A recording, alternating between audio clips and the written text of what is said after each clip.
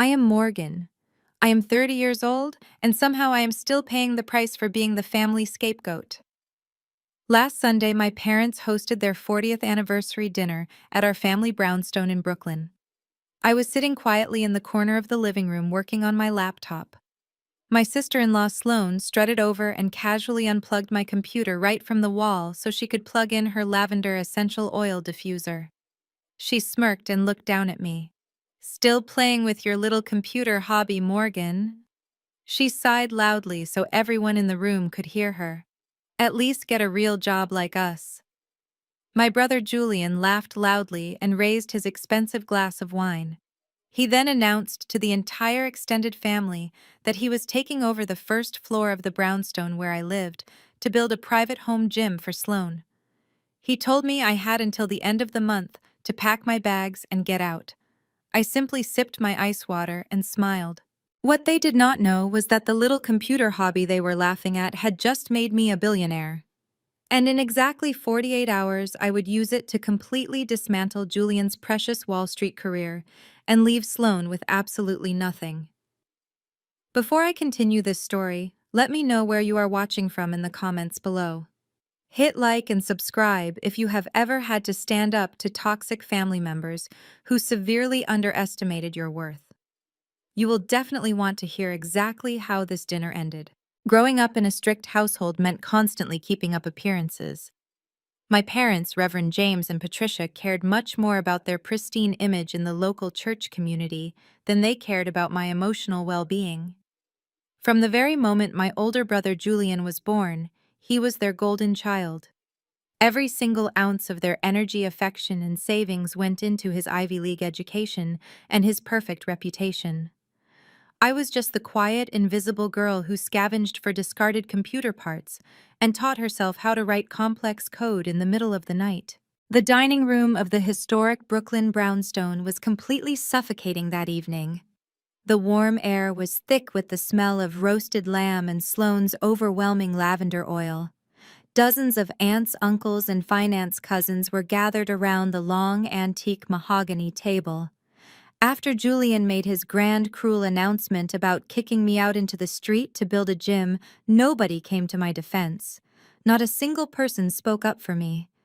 My mother, Patricia, just adjusted her expensive pearl necklace and nodded eagerly. She looked at me with that familiar, heavily disappointed gaze she had perfected over 3 long decades. She said, "Julian is right, Morgan. You are 30 years old, and you still do not have a real career. Julian and Sloane are highly respected leaders in our community. Julian is a vice president of compliance at Vanguard Legacy Bank. They desperately need the extra space to unwind after doing actual important work. You should be incredibly happy to help your brother succeed." I looked across the table at my father, hoping that he might finally find the courage to speak up for his only daughter. Reverend James just cleared his throat loudly and began to butter a piece of dinner roll. He told me I should really consider applying for a basic receptionist position at Julian's investment bank. He said it would be good for me to finally contribute something meaningful to society instead of hiding behind a digital screen all day long. The sheer humiliation burned deep in my chest, but I kept my face perfectly neutral and calm. Sloane walked gracefully back over to the large table and took her designated seat right next to Julian. She smoothed down the fabric of her overpriced silk dress and gave me a disgusting, pitying look. It was the exact kind of look someone gives a helpless stray dog on the street. She said, "I know change is really hard, Morgan, but we are truly doing this for your own good. You cannot just leech off the family estate forever. Maybe struggling to pay rent will finally motivate you to do something productive with your adult life." The finance cousins chuckled quietly into their napkins. They were all wearing tailored, expensive suits and whispering about their massive investment portfolios. Julian leaned far back in his sturdy chair and swirled his expensive red wine. He looked at me with absolute pure disgust. He said, "I will even be generous to you, Morgan. I will give you exactly $500 to help cover the cost of the moving truck. Consider it a charitable donation from us." The entire room erupted into polite, supportive laughter once again. They were all so incredibly comfortable disrespecting me in my own childhood home. They thought I was completely powerless and weak. They thought I was just a sad, unemployed woman playing silly games on a cheap laptop. They had absolutely no idea that I was the stealth founder and chief executive officer of Nexus AI. My secretive company had just developed the most advanced compliance and data security algorithm in the entire world. I was not playing games. I was running a massive tech empire that was currently valued at over $3 billion. I slowly closed the heavy lid of my dead laptop. The battery had died the exact moment Sloane selfishly unplugged it from the wall. I looked directly into Julian's arrogant brown eyes. I told him I did not need his pathetic $500. I told him I was perfectly comfortable right where I was. Julian slammed his heavy hand down hard on the table, making the silver cutlery rattle loudly against the fine china. His face turned bright red with sudden rage. He told me I did not have a choice in the matter. He said he was the man of the family and the primary breadwinner. He proudly claimed he was carrying the heavy legacy of the Evans family on his back, while I was a massive embarrassment to our good name. He aggressively demanded that I show him some proper respect immediately. Sloane quickly rested her pale hand on Julian's arm to gently calm him down. She looked at me and intentionally used that soft, condescending voice she always weaponized against me in public. She said, "Morgan, we are not trying to be cruel to you. I just genuinely think you lack ambition and drive. I mean, just look at the incredible things Julian has achieved for himself. He is breaking major barriers on Wall Street. He is a shining example for young black men everywhere in the city. What are you doing with your time? You just sit in that dark room downstairs staring at a monitor. It is honestly very depressing to witness. I even offered to introduce you to my personal trainer to help you get out of your sad funk. I am just trying to lift you up to our level." Her calculated words were exactly like toxic venom wrapped in sweet honey. She absolutely loved playing the gracious white savior, while simultaneously tearing my confidence down to nothing. She loved reminding everyone in the room that she brought old generational wealth and elite connections to our family, while I supposedly brought absolutely nothing of value. I sat there silently absorbing every single insult, every patronizing sigh, and every condescending laugh from my relatives. The intense anger I felt inside was deep and freezing cold. It was not the explosive kind of anger that makes you scream and throw things. It was the dangerous kind of anger that makes you incredibly patient. I calmly picked up my crystal water glass and took a very slow, refreshing sip. The large antique grandfather clock in the hallway ticked loudly, echoing in the sudden quiet of the dining room. It was exactly 8:15 in the evening. I knew the precise time because I had been silently counting down the minutes in my head all night. I knew a massive secret that they did not. I knew that the major global business news outlets always released their evening digital editions right at 8:15 sharp. I looked at Julian and then I looked at Sloane with a genuine smile. I told them they might want to check their cell phones before they started picking out paint colors for their new home gym. Julian scoffed loudly and asked why he would care about his phone when he was busy dealing with a stubborn, ungrateful child. But before he could even finish his arrogant sentence, his phone suddenly buzzed. Then another phone buzzed. And another. Within 5 seconds, a chorus of custom ringtones and sharp notification chimes erupted all around the long mahogany table. Julian pulled his phone from his tailored suit pocket with a heavy sigh. He was clearly annoyed by the sudden interruption to his grand speech. I watched his brown eyes dart across the bright screen. The arrogant smirk that had been plastered on his face all evening completely vanished in less than a second. His tanned skin turned a sickly shade of gray. His mouth opened slightly, but no sound came out. Sloane reached into her designer handbag and pulled out her own phone. She gasped so loudly it echoed off the high ceilings. The heavy silver fork she was holding slipped from her trembling fingers and clattered loudly against her fine china plate. Down the table, my cousin Marcus and his fellow finance brothers were all staring at their screens in absolute stunned silence. My mother, Patricia, looked around the room in pure confusion. She asked Julian what was going on and why everyone was acting so strangely. Julian slowly looked up from his screen and stared at me. It was the very first time in my entire 30 years of life that he looked at me with genuine fear. His voice was barely a whisper when he finally managed to speak. He asked me what this was. He asked me if this was some kind of sick, elaborate joke. I did not say a single word. I just sat back in my chair and let the heavy silence do the talking for me. My father. Reverend James leaned over and snatched the phone out of Julian's trembling hand. He put on his reading glasses and looked closely at the glowing screen. I knew exactly what he was looking at. It was the digital front page of Bloomberg News, right next to the new cover of Time magazine.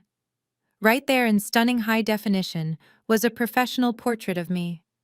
I was wearing a sharp tailored blazer, standing in a sleek Silicon Valley office with my arms crossed and a confident smile on my face. My father read the massive bold headline out loud, and his deep voice shook with every single syllable.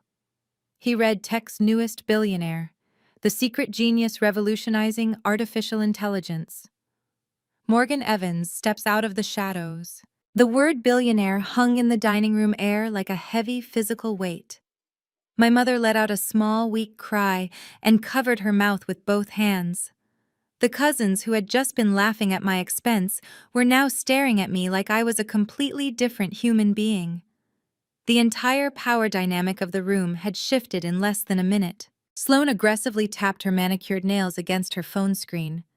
She was desperately trying to refresh the page as if she could somehow make the article disappear. She started shaking her head frantically. She said, "This is impossible. This has to be fake news or some sort of promotional scam." She looked around the table, pleading for someone to agree with her. She said Morgan does not even have a real job. She just fixes broken hard drives in the basement. There is no way she is running a tech empire. One of the finance cousins cleared his throat nervously. He looked at Sloane and said, "It is not fake." He told the entire table that the financial markets had been buzzing all week about a mysterious founder behind the software company Nexus Artificial Intelligence. He said the company had just closed a massive funding round and secured exclusive government contracts, making the sole founder an instant billionaire. He looked directly at me and swallowed hard. He said the founder is her. Morgan is the sole owner. It is all completely verified by the Federal Trade Commission. The silence that followed was incredibly sweet. It was the kind of absolute, terrified silence that completely validates years of quiet suffering. All of the patronizing advice, the cruel jokes, and the thinly veiled insults they had thrown at me were suddenly crushed under the massive weight of undeniable success. I looked at Julian, who was still gripping the edge of the mahogany table like he was going to pass out. I asked him softly if he still wanted to give me that $500 charitable donation for a moving truck. I asked him if he still thought I needed to apply for a basic receptionist position at his bank to finally make something of myself. Julian swallowed hard. His arrogant posture had completely collapsed. He stammered and struggled to form a coherent sentence. He said, "Morgan, I do not understand. How could you hide something like this from your own family? We are your blood. Why did you not tell us?" I smiled at his sudden, desperate attempt to claim me as family. I told him I did not hide anything. I told him I was simply working hard while they were busy deciding how to tear me down. I reminded him that just 10 minutes ago he had announced he was throwing me out of my home to build a home gym for his wife. Sloane tried to recover her shattered composure. She forced a painfully fake smile that did not reach her panicked eyes. She said, "Morgan, darling, you know we were only joking about the gym. We just want what is best for you. We always knew you had incredible potential. We were simply trying to give you a little tough love to push you forward." I felt sick listening to her pathetic lies. I looked at my mother, who was now staring at me with a terrifying, greedy glint in her eyes. The heavy disappointment she had worn on her face for decades was instantly replaced by a calculating, hungry expression. I told Sloane to drop the act immediately. I told her the tough love excuse was completely transparent and deeply embarrassing. My father tried to take control of the rapidly deteriorating situation. He used his booming preacher voice and told everyone to calm down. He said, "This is a moment of immense blessing for the Evans family." He said, "The Lord has finally rewarded our household." He looked at me with a wide, artificial smile and told me how proud he was of my achievements. I felt a deep wave of nausea wash over me. For 30 years, I had practically begged for just a fraction of that pride. I had craved their approval more than anything else in the world. Now they were suddenly showering me with praise only because there were 9 zeros attached to my name. It was disgusting. Julian suddenly stood up from his chair. The initial shock was slowly wearing off, and his natural toxic entitlement was creeping back into his voice. He pointed a trembling finger at me. He said, "You owe this family everything, Morgan. You grew up under this roof. You used my old computers to learn how to code. This massive success is not just yours. We are a family and we share our blessings." I calmly folded my linen napkin and placed it neatly next to my untouched dinner plate. I looked at the people who shared my DNA and realized I felt absolutely nothing for them anymore. They were complete strangers blinded by their own selfish greed. I told Julian that my success belonged exclusively to me, and the countless sleepless nights I spent building an empire from absolutely nothing.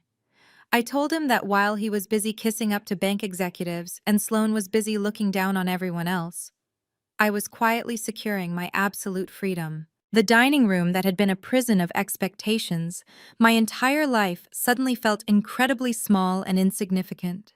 I was no longer the invisible little sister waiting for crumbs of affection. I was the architect of my own destiny, and they were absolutely terrified of the massive power I now held. Julian took a heavy step toward me, and his face twisted into a dark, ugly scowl. He told me I was not going to disrespect him in front of the entire family.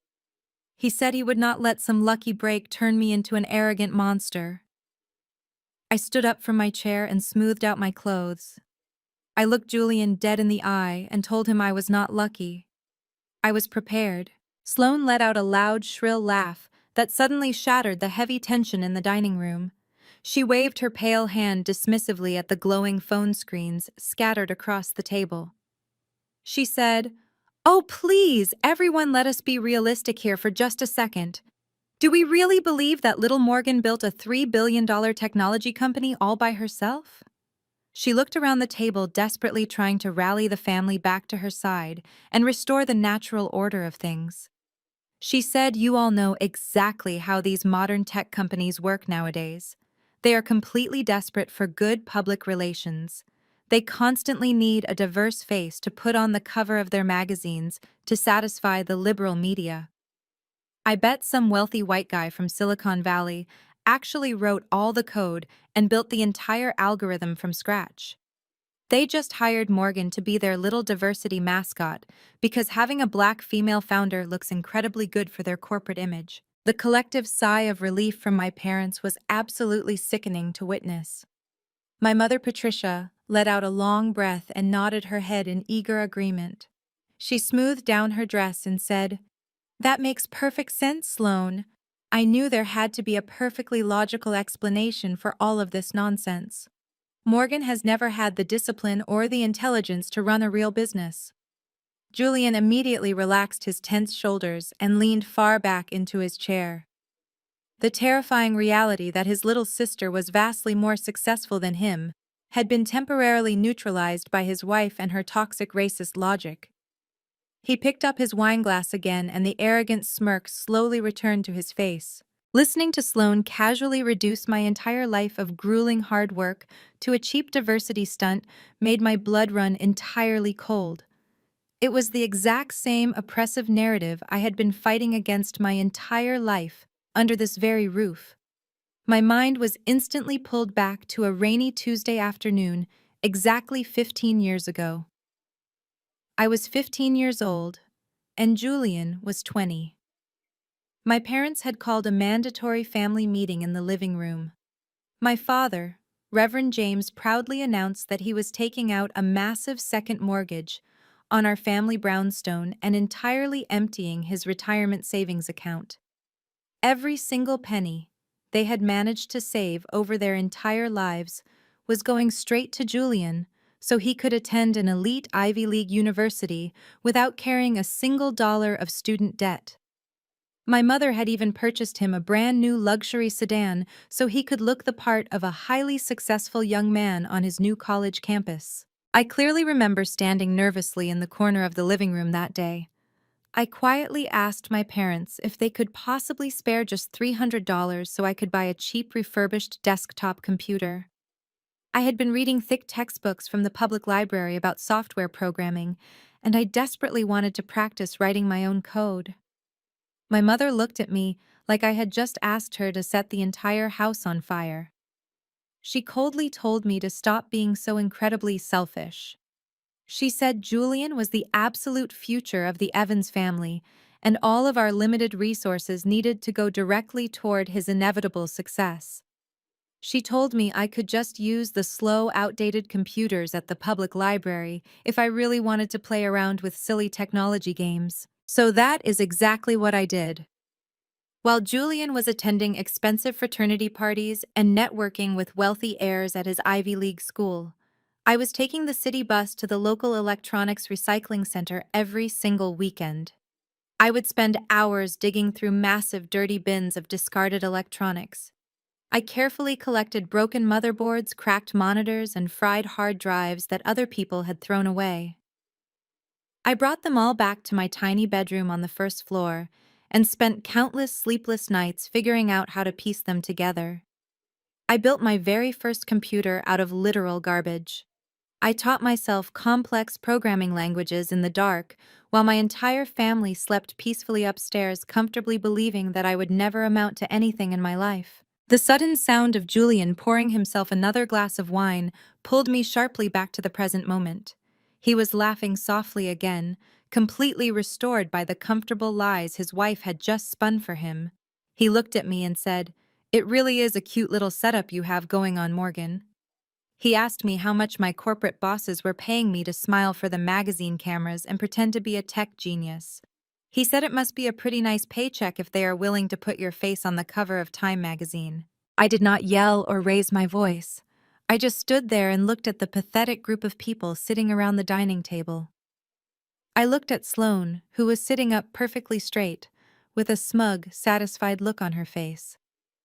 I told Sloane that her ignorance was almost as impressive as her deep-rooted insecurity.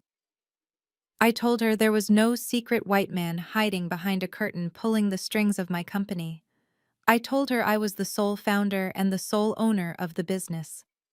I wrote every single line of the foundational code myself while sitting in the exact same basement room they were currently trying to kick me out of.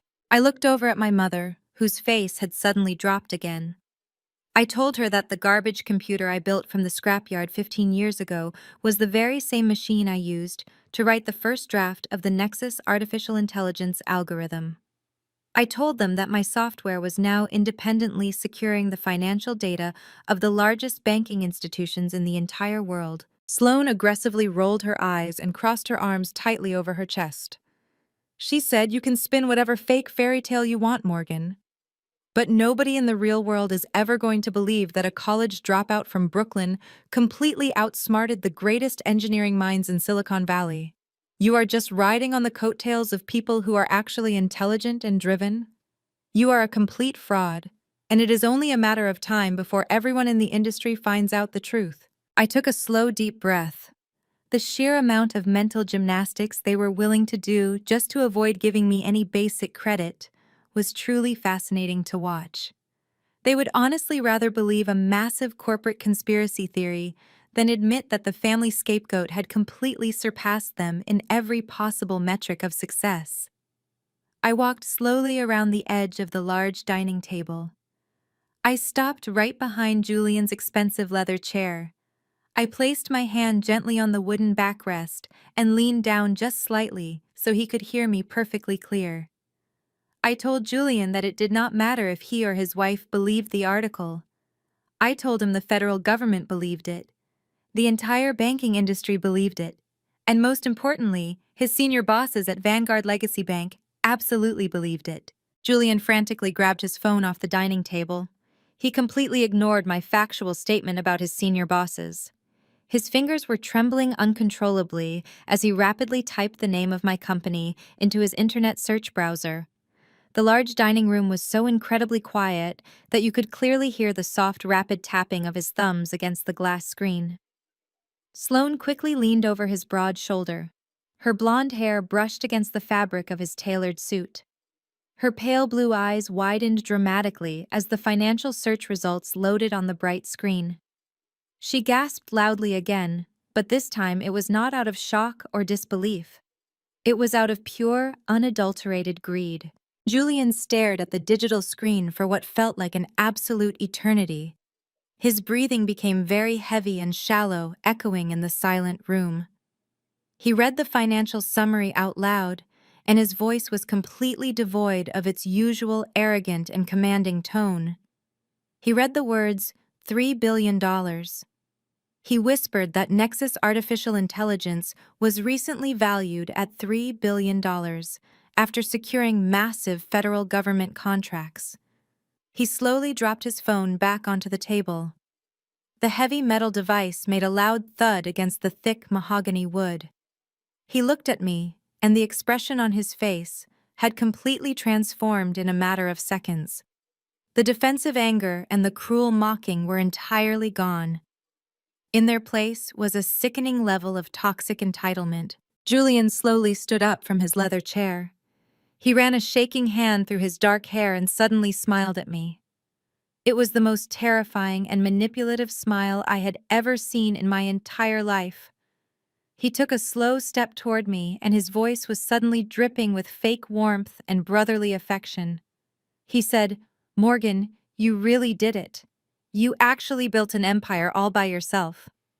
I am so incredibly proud of you, little sister. I always knew you had this amazing hidden potential locked away inside of you." I did not say a single word in response.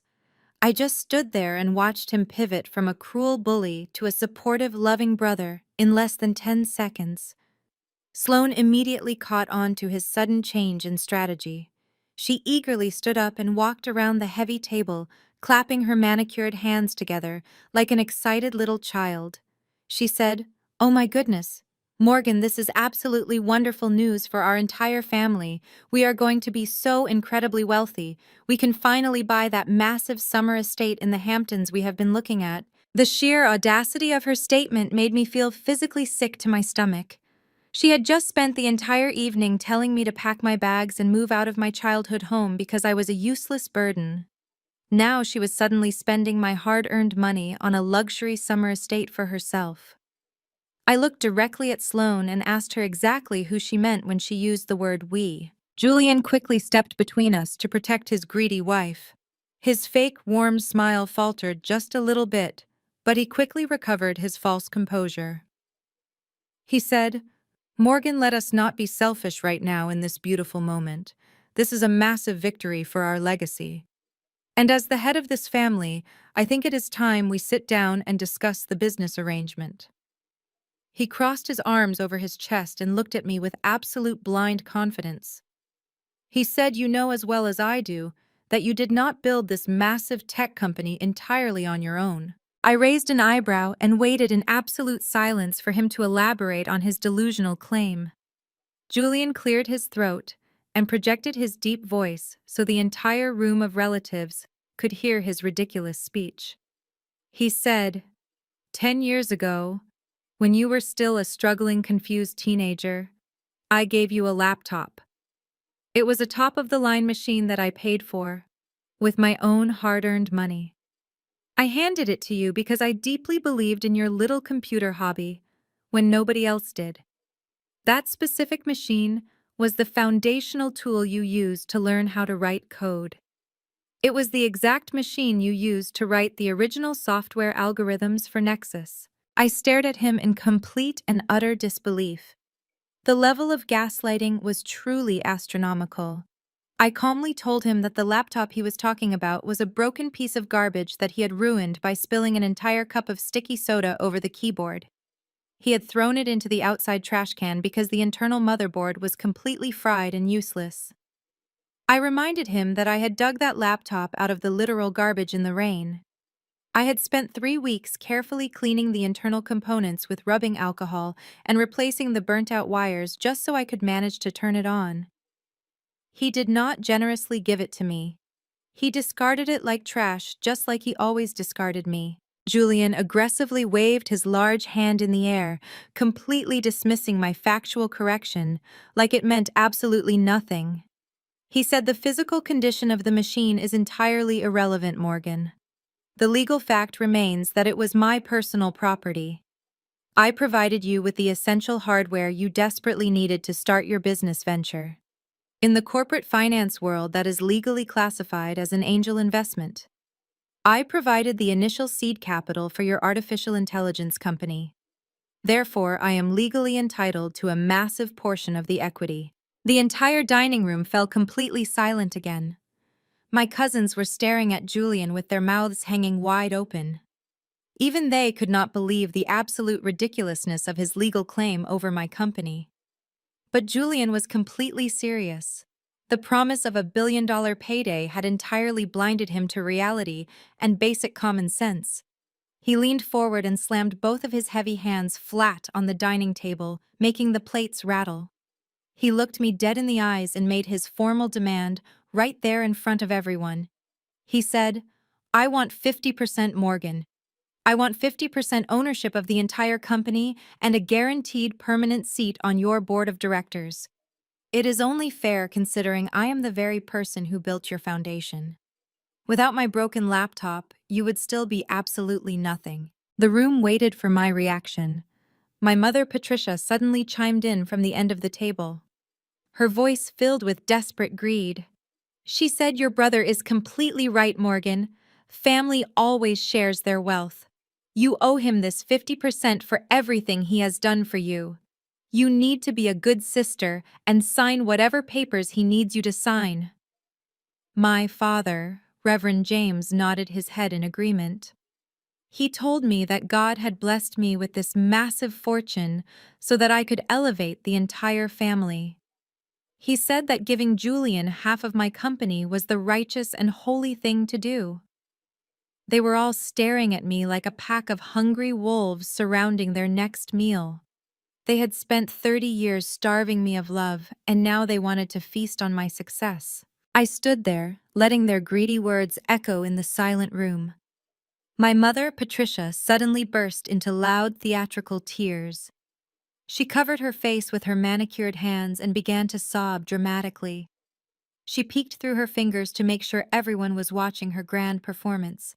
She said, "Oh, Morgan, you have no idea how much pressure your poor brother is under right now." She wiped away a completely invisible tear and reached across the table toward me. She said, "Julian recently signed a massive mortgage for a breathtaking new estate in the Hamptons. He needs to maintain a certain luxurious lifestyle to keep his powerful position at the bank and impress his wealthy clients." She looked at me with wild, desperate eyes that completely betrayed her fake sadness. She told me I needed to wire $10 million into his bank account first thing tomorrow morning. She said it was the absolute minimum I could do to preserve the family blessing and protect our good name in the church community. I looked from my crying mother to my father. Reverend James stood up tall and puffed out his chest, trying to use his physical presence to intimidate me, just like he did when I was a little girl. He told me that God commanded children to honor their parents and support their siblings unconditionally. He said the Lord gave me this sudden influx of money, specifically so I could serve Julian and elevate the Evans family legacy. He demanded that I stop being a stubborn, rebellious child and submit to my older brother just like the good book teaches. The sheer level of absolute delusion in that dining room was suffocating. They genuinely believed they could abuse me and ignore me for 30 entire years, and then casually demand $10 million like they were simply asking me to pass the salt. I slowly shook my head side to side. I looked my mother dead in the eyes and told her that her fake tears were absolutely pathetic and embarrassing. The entire room gasped loudly in unison.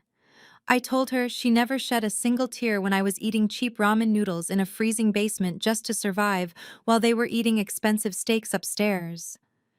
I told her she never cried when Julian maliciously threw my personal belongings out into the rain, or when Sloane humiliated me in front of our entire church congregation last Easter. I told her my bank accounts were permanently closed to her and the rest of this toxic parasitic family. Julian slammed his fist on the mahogany table again, making the wine glasses jump and spill dark red liquid across the pristine white tablecloth. He yelled that I was an ungrateful, selfish brat who did not understand how the real world worked.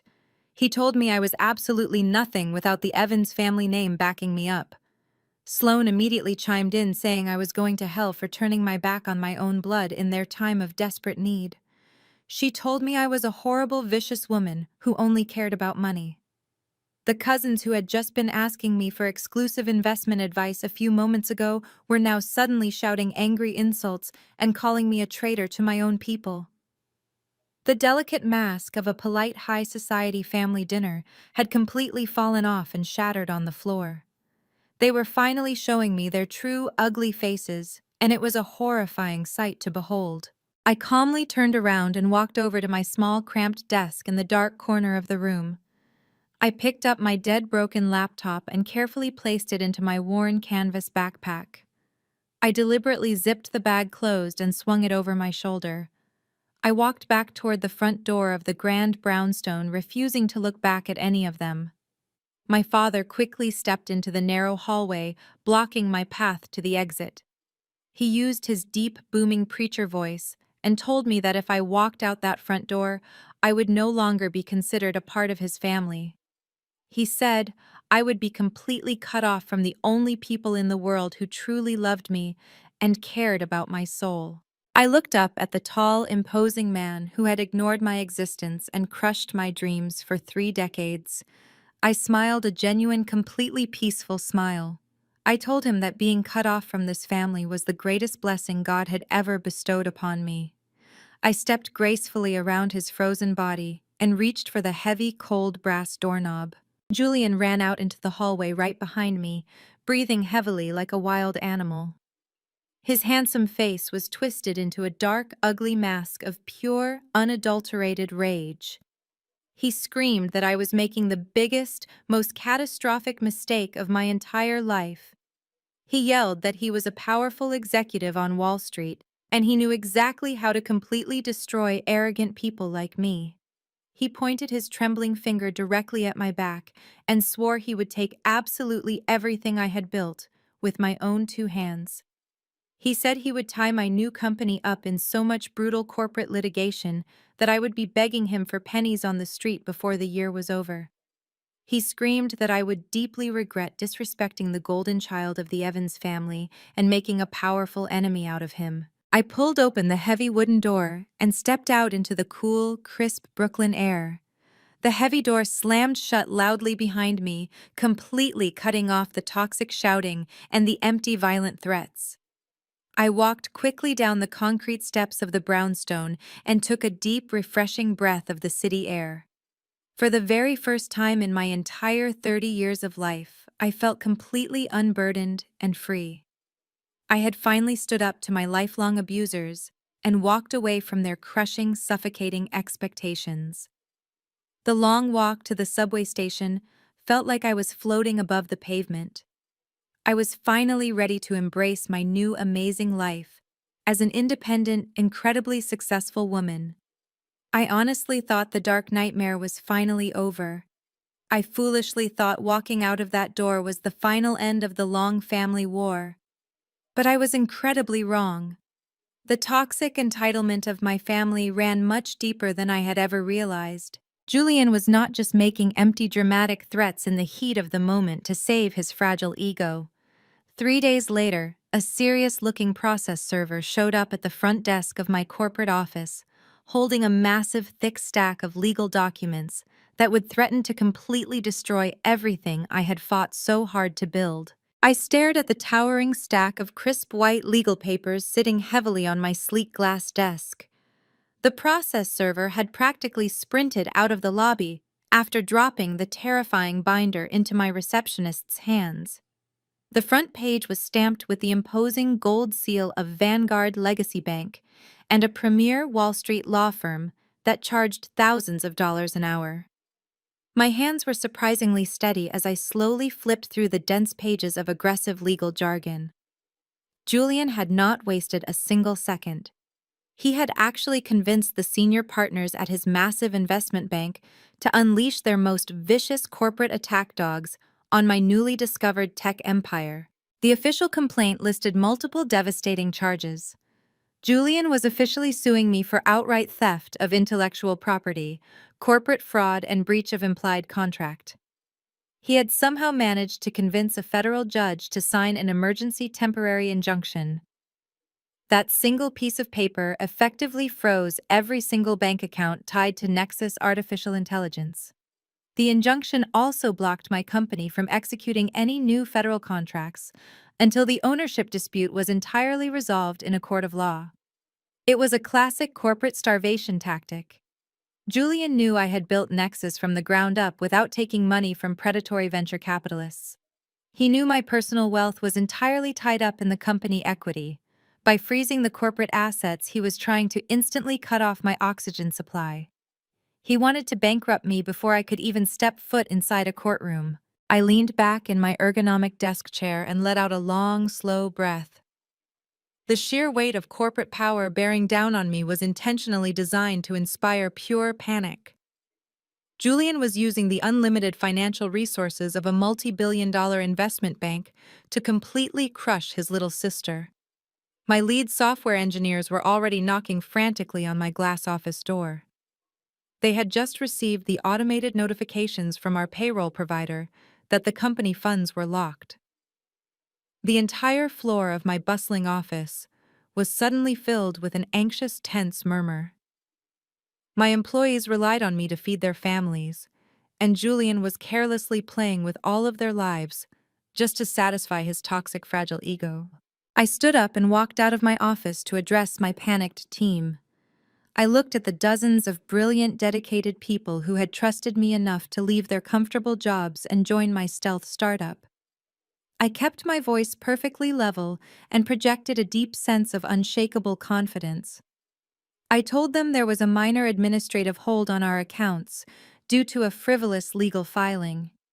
I personally guaranteed that every single paycheck would clear by the end of the week, even if I had to liquidate my own personal assets to make it happen. My calm demeanor immediately diffused the rising panic in the room. They went back to their desks, trusting me completely. They did not know that I was currently staring down the barrel of a massive corporate firing squad. I watched them through the glass walls of my office. My team was incredibly diverse, filled with brilliant women and minorities who had been overlooked by the massive tech giants in Silicon Valley. We had built an incredible, supportive culture together. Julian was not just attacking me, he was threatening the livelihood of every single person who had believed in my vision. The anger I felt was no longer just about my family treating me poorly. It was about a powerful, corrupt man trying to destroy innocent, hardworking people just to line his own pockets. When I returned to my quiet office, my personal cell phone began to ring. The caller ID displayed Julian's name. I let it ring 3 times before I finally answered the call. I did not say hello. I just waited for him to speak. Julian's voice came through the speaker, dripping with a sickening level of smug satisfaction. He said, "I hope you enjoyed reading that little care package I sent over this morning, Morgan." He told me the legal team at Vanguard Legacy did not lose cases. He boasted that they had unlimited funding and could easily drag this intellectual property lawsuit out for 10 long years if they wanted to. He said by the time the judge finally makes a ruling, your little artificial intelligence company will be absolutely worthless and you will be completely buried in legal debt. I listened to him gloat and felt a familiar, deep disgust. He actually thought he was a brilliant military strategist. He thought he had cornered me. He said Sloan was already picking out the custom marble countertops for their new Hamptons estate because they both knew I would surrender. He told me Sloan was actually the one who suggested filing the emergency injunction.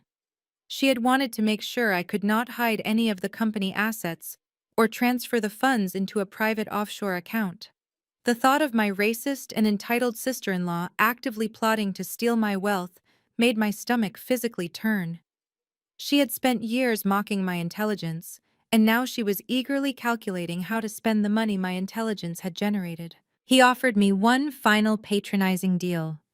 He told me if I simply signed the equity transfer documents by Friday, he would call off the corporate lawyers and let me keep a tiny 5% stake in my own company. He said it was my absolute last chance to avoid total financial ruin. I did not scream at him. I did not beg him to reconsider. I simply asked him if his senior executives at Vanguard Legacy Bank were fully aware that he was using their highly expensive corporate legal team to settle a petty family dispute over a broken 10-year-old laptop. Julian laughed a dark, arrogant laugh. He said his bosses trusted him implicitly. He told me he was their golden boy who brought in millions of dollars in compliance revenue every single quarter. He confidently stated that they did not care what he did as long as he kept making them incredibly rich. He said, "You are completely out of your league, little sister. You are playing a high-stakes game with the big boys now, and you are going to lose absolutely everything." He abruptly ended the call, leaving me sitting in the silence of my office. The heavy threat hung in the air, but I did not feel the crushing defeat he was desperately hoping for. Julian was so incredibly blinded by his own toxic arrogance that he had completely failed to see the massive fatal flaw in his aggressive legal strategy. By officially bringing Vanguard Legacy Bank into this fight, he had unknowingly triggered the exact sequence of events I had been quietly preparing for. He had proudly attached his employer's name and vast resources to a fraudulent lawsuit. He was entirely convinced that his banking executives were an impenetrable shield that would protect his lies forever. I slowly reached across my desk and picked up the thick, intimidating binder of legal threats. I tossed it casually into the metal trash can in the corner of the room. It landed with a satisfying heavy thud. Julian thought he was starving me out. He thought he had successfully isolated me and cut off my only source of power. But his aggressive legal injunction was nothing more than a desperate temper tantrum from a man who had absolutely no idea what my software was actually designed to do. He did not realize that the longer he kept his bank involved in my business, the deeper he dragged himself into a trap he could never possibly escape. I picked up my secure office phone and dialed the direct encrypted line to my lead attorney. The corporate war had officially begun. But what Julian did not understand was that I had spent my entire childhood learning how to survive with absolutely nothing.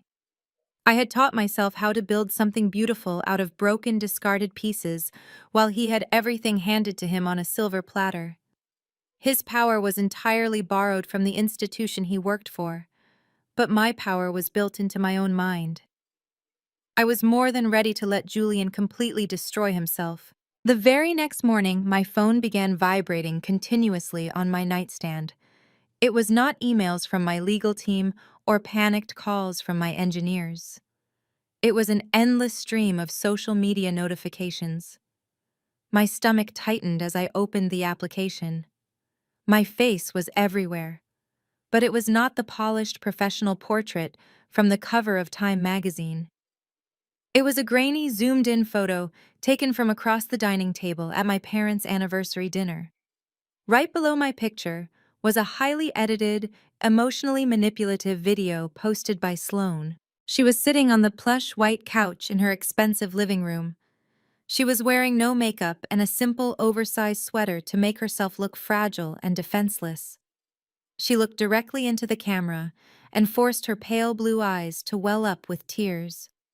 She took a shaky, dramatic breath and began to speak with a trembling voice. She told her thousands of followers that her family was currently going through a horrific nightmare. She claimed that her ungrateful and deeply malicious sister-in-law was actively trying to destroy her husband's hard-earned career. She used all the perfect buzzwords designed to trigger public outrage.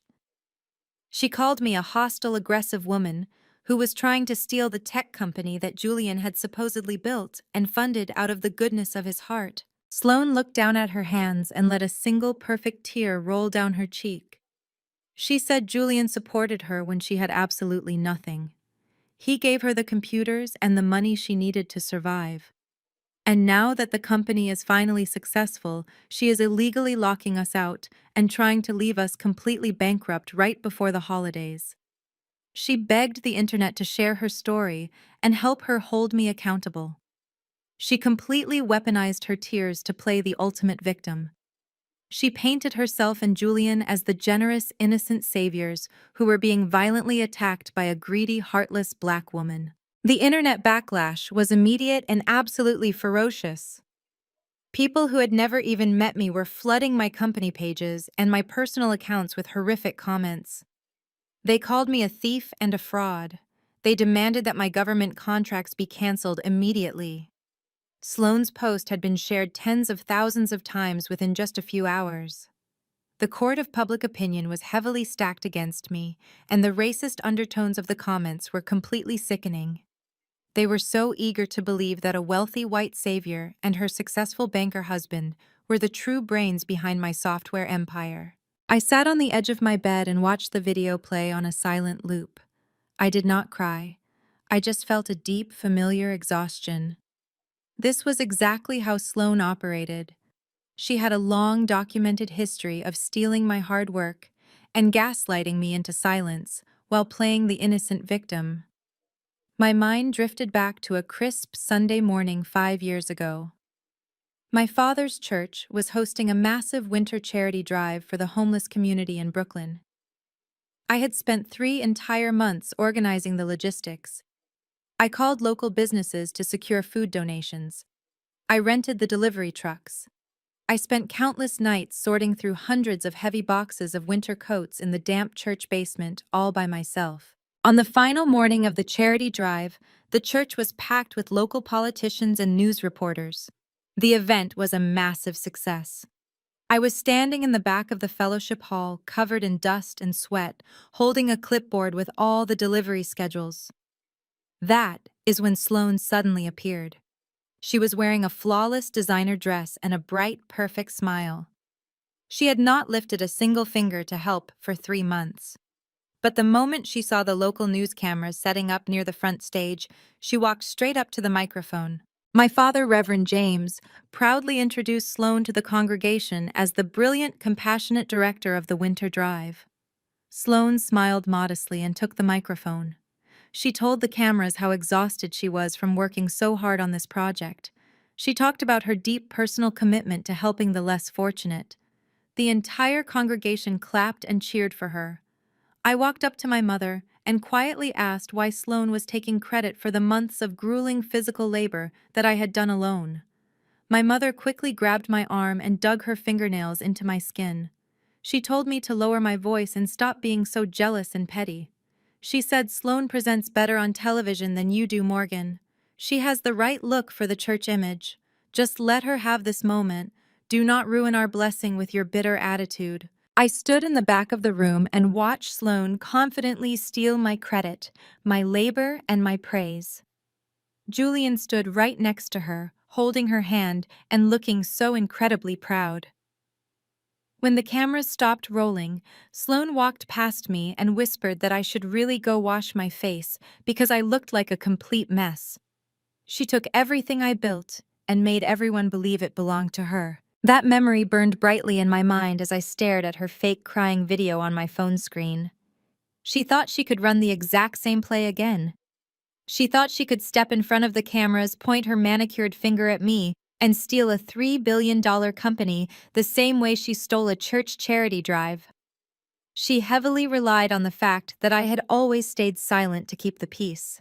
She thought the overwhelming public pressure and the vicious online hate would force me into hiding. She did not realize that the girl who used to cry in the church basement was completely gone.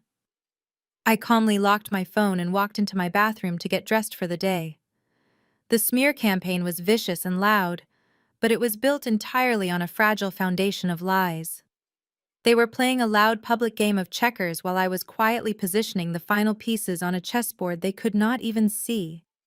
Julian and Sloane wanted the public spotlight so desperately. I decided I was going to give them exactly what they asked for. I was going to let the blinding light of the truth expose every single dark corner of their lives. I walked out of my apartment and headed straight to my office to finalize the trap. The moment I stepped off the elevator and onto the executive floor of my company, I could feel the heavy panic hanging in the air. The vicious social media smear campaign was no longer just a public relations nightmare. It had officially bled into the financial sector. My chief financial officer, Marcus, was pacing back and forth outside my glass office door, holding a stack of printed emails. He looked like he had not slept in days.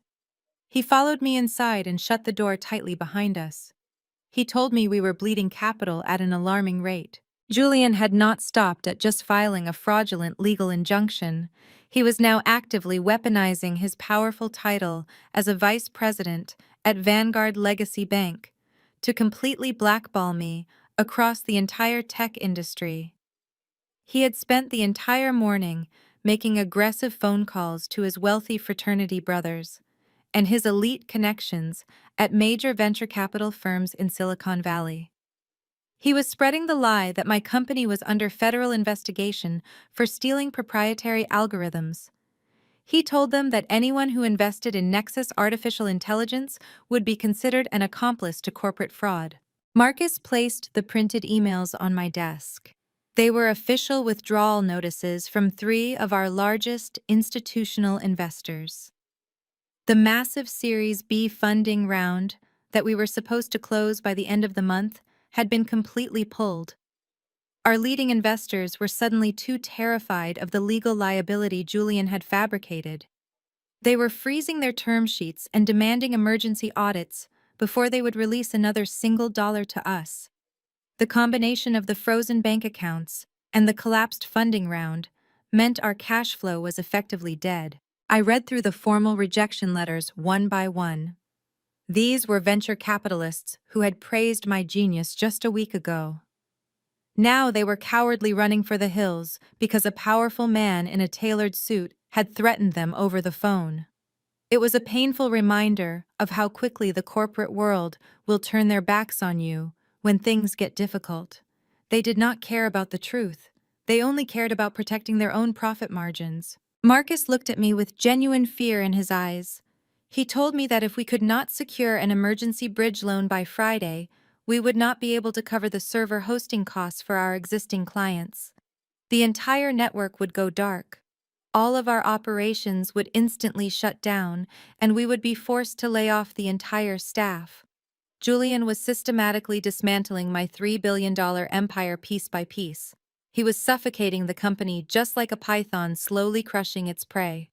He wanted to create so much financial panic that my own board of directors would force me to sign over the equity just to save the company. I told Marcus to take a deep breath and go home to his family. I promised him the servers would not go dark and nobody was going to lose their job. He looked extremely doubtful, but he nodded slowly and walked out of the office, leaving me entirely alone. The silence in the room was heavy and suffocating. I walked over to the floor-to-ceiling window and looked out over the sprawling city skyline. The afternoon sun was beginning to set, casting long, dark shadows across the busy streets below. My phone buzzed softly on my desk. It was a text message from Julian. It simply read, "The well is running dry. Little sister time to surrender before you drown." He was so incredibly proud of himself. He genuinely believed he had backed me into an inescapable corner. He thought his Wall Street connections made him completely untouchable. He was drunk on his own borrowed power and desperate to see me beg for his mercy. I could easily picture him sitting in his corner office sipping expensive scotch and laughing with Sloane about how easy it was to ruin my life. But he was far too arrogant to realize that he was fighting an invisible war. He thought he was cutting off my oxygen supply, but he was actually just handing me the exact weapon I needed to completely destroy him. I walked back to my desk and sat down in my leather chair. I placed my phone face down and pushed the legal documents aside.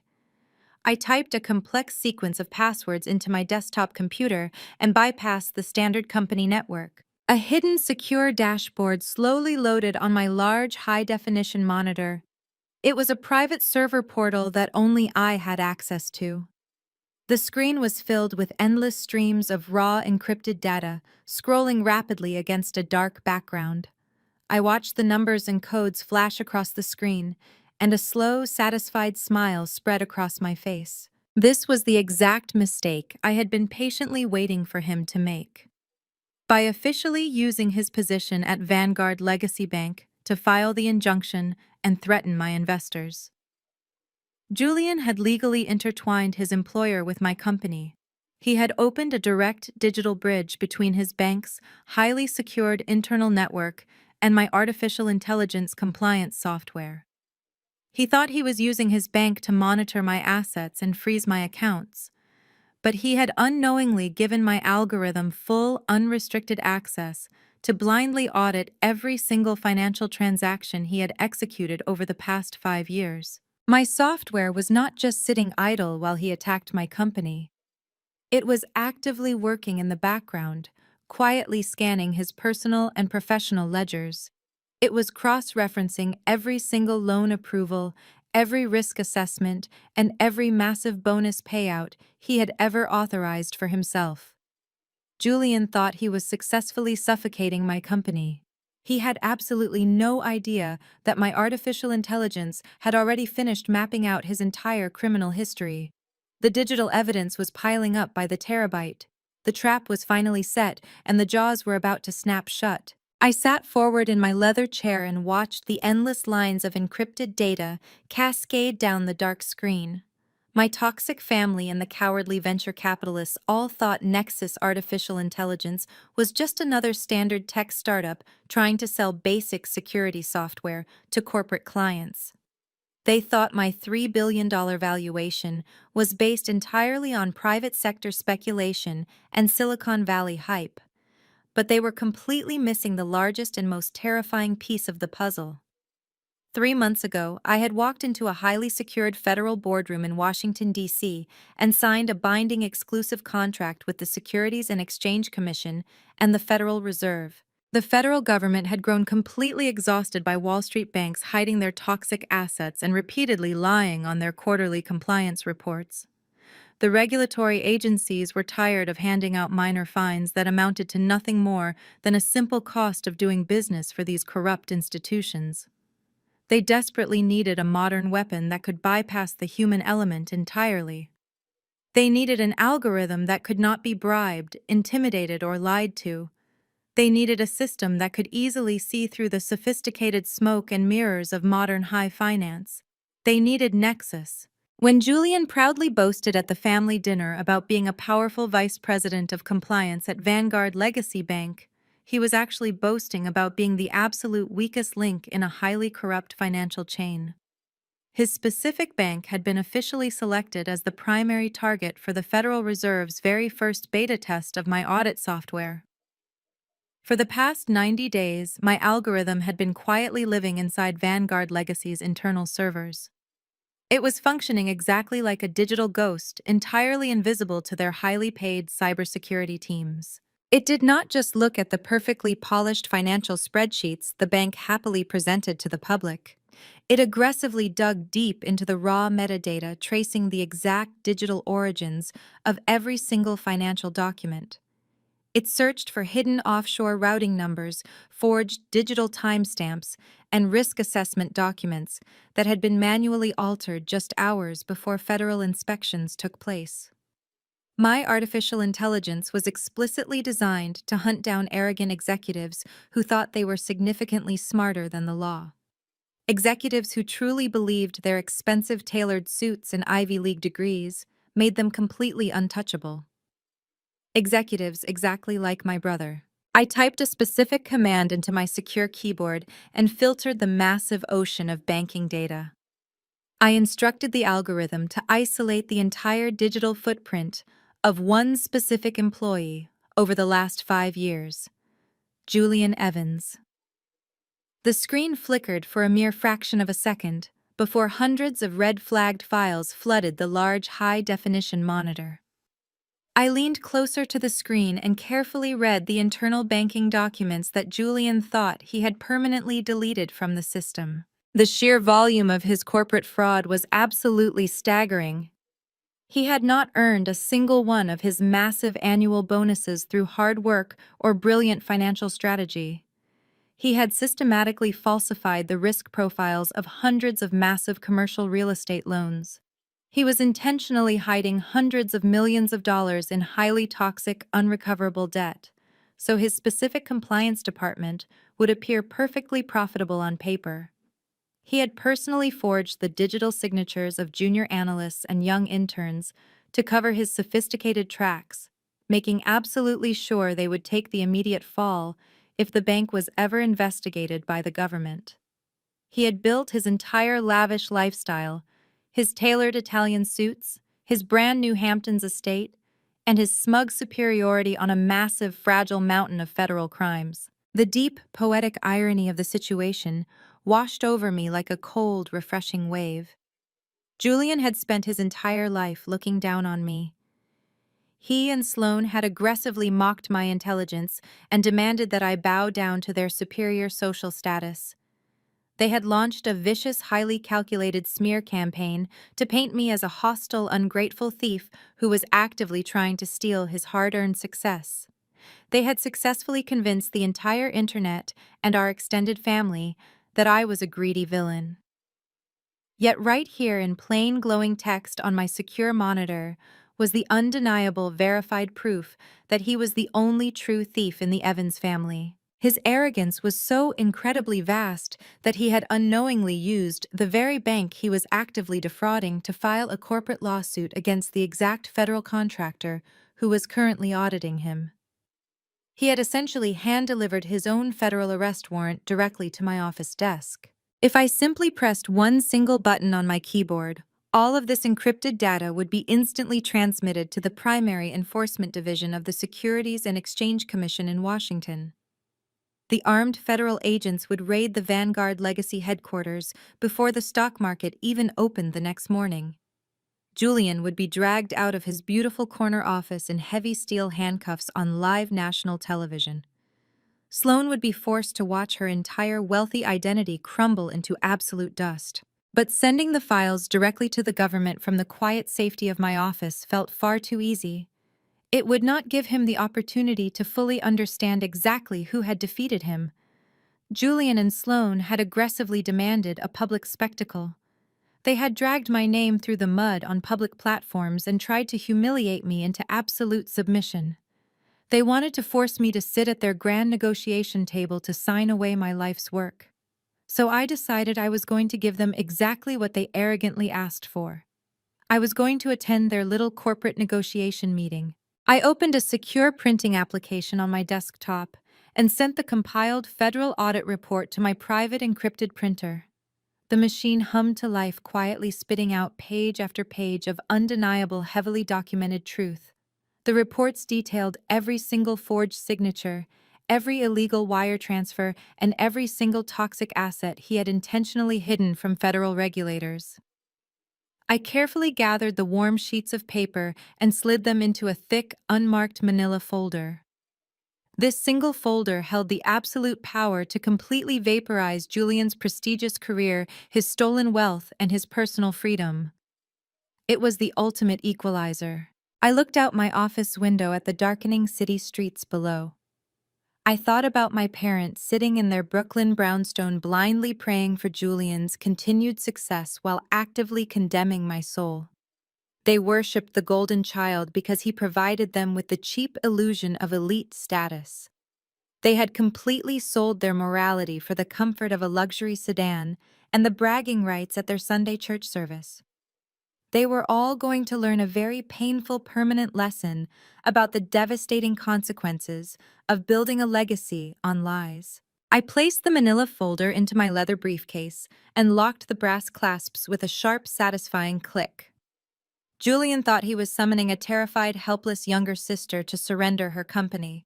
He had absolutely no idea he was actually inviting the federal executioner of his career right into his own boardroom. I turned off my office lights and walked out to the elevator, fully ready to finish the war he had so arrogantly started. The next morning, I walked through the massive revolving glass doors of Vanguard Legacy Bank. The lobby was a sprawling monument to excessive corporate wealth. Towering marble pillars reached up to a vaulted ceiling, and silent security guards in dark suits stood at every corner. I checked in at the sleek reception desk and was immediately escorted to the private executive elevator by a young assistant who looked at my casual clothes with obvious disdain. My leather briefcase felt incredibly heavy in my right hand, but my posture was perfectly straight and my breathing was completely calm. The high-speed elevator silently shot up to the 50th floor, making my ears pop slightly. The metal doors slid open to reveal a massive glass-enclosed boardroom that looked out over the entire sweeping skyline of the financial district. I walked slowly into the cold room. They were all already sitting around a massive polished mahogany table, waiting for their absolute surrender. Julian was sitting at the very center of the table, looking like a triumphant king holding court. He was wearing a brand new custom-tailored navy suit, a crisp white shirt, and a smug, satisfied smile that took up his entire face. Sloane was sitting right next to him, wearing a flawless white cashmere sweater and sipping expensive sparkling water from a crystal glass. She looked at me with that familiar, incredibly fake pity. It was the exact same look she gave the homeless people outside of our church on Sunday mornings. To my absolute disgust, my parents were sitting right there on the other side of the long table. Julian had actually dragged Reverend James and Patricia all the way from their Brooklyn home just to play their designated roles in this pathetic corporate theater. They were his ultimate emotional weapons, specifically brought here to guilt-trip me into total submission. Sitting at the absolute head of the table was a man I instantly recognized from countless financial news networks. It was Richard Sterling, the powerful chief executive officer of Vanguard Legacy Bank. He was an older, wealthy white man with slicked-back silver hair and a deeply impatient expression. He was busy tapping his expensive gold pen against a leather-bound notepad, completely ignoring my arrival. I pulled out a heavy leather executive chair opposite of Julian and sat down. I placed my locked briefcase flat on the polished table in front of me. Julian immediately leaned forward and steepled his large fingers together. He looked at me and let out a long, dramatic sigh of relief. He said, "Morgan, I am so incredibly glad you finally decided to be reasonable and join us today. We were starting to genuinely worry that you were going to force our hand and make us destroy your little startup completely." Sloane reached across the wide table and tried to place her pale hand softly over mine, but I quickly pulled my hand away and rested it in my lap. She frowned deeply and pulled her hand back, adjusting her massive diamond wedding ring. She said, "We know this has been a very stressful week for you, darling. We just want to put all of this ugly, horrible business behind us, so we can go back to being a happy, loving family again. We even brought your parents here today to help mediate and ensure everything is handled with total grace and true Christian forgiveness." My mother, Patricia, nodded eagerly from across the table and dabbed the corners of her perfectly dry eyes with a tissue. She said, "Morgan, we have been praying for your confused soul every single night. The Lord told us that pride comes right before the fall. You have been so incredibly stubborn and hostile to your own flesh and blood. But your brother Julian has a heart of absolute gold. He is willing to forgive your terrible, disrespectful behavior and save you from total bankruptcy. You should be thanking him on your bare knees right now instead of looking so angry." My father, Reverend James, crossed his thick arms over his chest and stared at me with intense, heavy disappointment. He used his deep, booming preaching voice that was explicitly meant to echo in a crowded church and intimidate his congregation. He said, "You have embarrassed this family name enough, Morgan. You tried to steal your brother's angel investment and you lied to the general public about building that company by yourself. But today is a blessed day of healing. You are going to sign these legal documents and make this right in the strict eyes of God and the law." I sat there in absolute silence and let them pour their toxic religious guilt all over the boardroom table. It was truly a terrifying masterclass in psychological manipulation. They had entirely convinced themselves of their own completely fabricated reality. Julian then turned his attention to the chief executive officer, eagerly wanting to show off his power and control over the situation. He said, "Mr. Sterling, this is my younger sister Morgan. She is the one who has been running the basic administrative side of the artificial intelligence project I originally funded. She is a bit out of her depth in the complex corporate world, but she is finally ready to cooperate with us now." Richard Sterling did not even bother to look me in the eye when I was introduced. He kept his arrogant gaze fixed on his expensive notepad. He spoke with a cold, dismissive tone that dripped with pure corporate elitism. He said, "Let us make this extremely quick, Miss Evans. I have a very important golf tee time at 1 o'clock, and I do not like wasting my valuable morning on petty domestic squabbles. Your brother is a highly valued and highly profitable executive at this prestigious institution. Vanguard Legacy Bank completely stands behind him and fully supports his legal claims to your company. Your business accounts are completely frozen. Your venture capital investors have entirely abandoned you based on our recommendations. You have absolutely zero leverage in this room today." The chief executive officer finally stopped tapping his heavy gold pen and looked up at me with cold, dead eyes. He said, "Julian has graciously drafted a very generous settlement agreement for you. You will officially sign over 50% of the total equity in Nexus Artificial Intelligence. You will also surrender all voting rights. In exchange, Vanguard Legacy will immediately lift the legal injunction and allow you to access your remaining operating funds to pay your little employees. If you refuse to sign this extremely fair offer, I will personally instruct our aggressive legal department to tie you up in federal court until you cannot even afford to buy a cup of coffee. Do we understand each other, Miss Evans?" The sheer audacity floating in that glass room was thick enough to choke on. They were holding my entire life hostage, threatening to destroy the livelihood of my employees, and acting like they were doing me a massive favor. Julian smiled a massive, greedy smile and slid a thick, heavy stack of legal documents across the smooth mahogany table. A pristine silver pen was resting neatly on top of the crisp white pages. He pointed a manicured finger at the signature line at the very bottom of the final page. Julian said, "Just sign the paper, Morgan. Sign the paper and you can go back to playing with your computers in absolute peace. My team will gladly take over the complicated adult business side of the company from here. You do not have to worry your pretty little head about making the hard financial decisions anymore." Sloane softly clapped her hands together. She said, "Oh, this is so wonderful. We are finally moving forward as a family. I have already started looking at expensive interior decorators for the new Hamptons House Morgan. You should absolutely come visit us once the renovations are fully finished. We might even let you stay in the little guest house over the weekend if you behave yourself and learn some respect." I looked down at the thick settlement contract sitting right in front of me. The silver pen was gleaming brightly under the harsh fluorescent office lights. The entire room was dead silent, watching my every single move like a pack of hungry predators, waiting for their injured prey to finally bleed out. My parents were nodding at me encouragingly, completely blind to the corporate theft happening right in front of their eyes. Julian was practically vibrating in his leather chair with greedy excitement. The chief executive officer was already checking his heavy gold watch, anticipating an incredibly easy victory over a terrified young woman. They genuinely thought I was broken. They thought the empty corporate threats, the frozen bank accounts, and the toxic family guilt had successfully crushed my independent spirit. They thought I had walked into this building to surrender my $3 billion empire. I slowly reached out my right hand and picked up the cold silver pen. Julian's triumphant smile grew so wide, it looked like his face might actually split in half. But I did not move the pen down toward the signature line on the paper. Instead, I calmly placed the pen down on the polished wood and slowly pushed the thick contract right back across the wide table.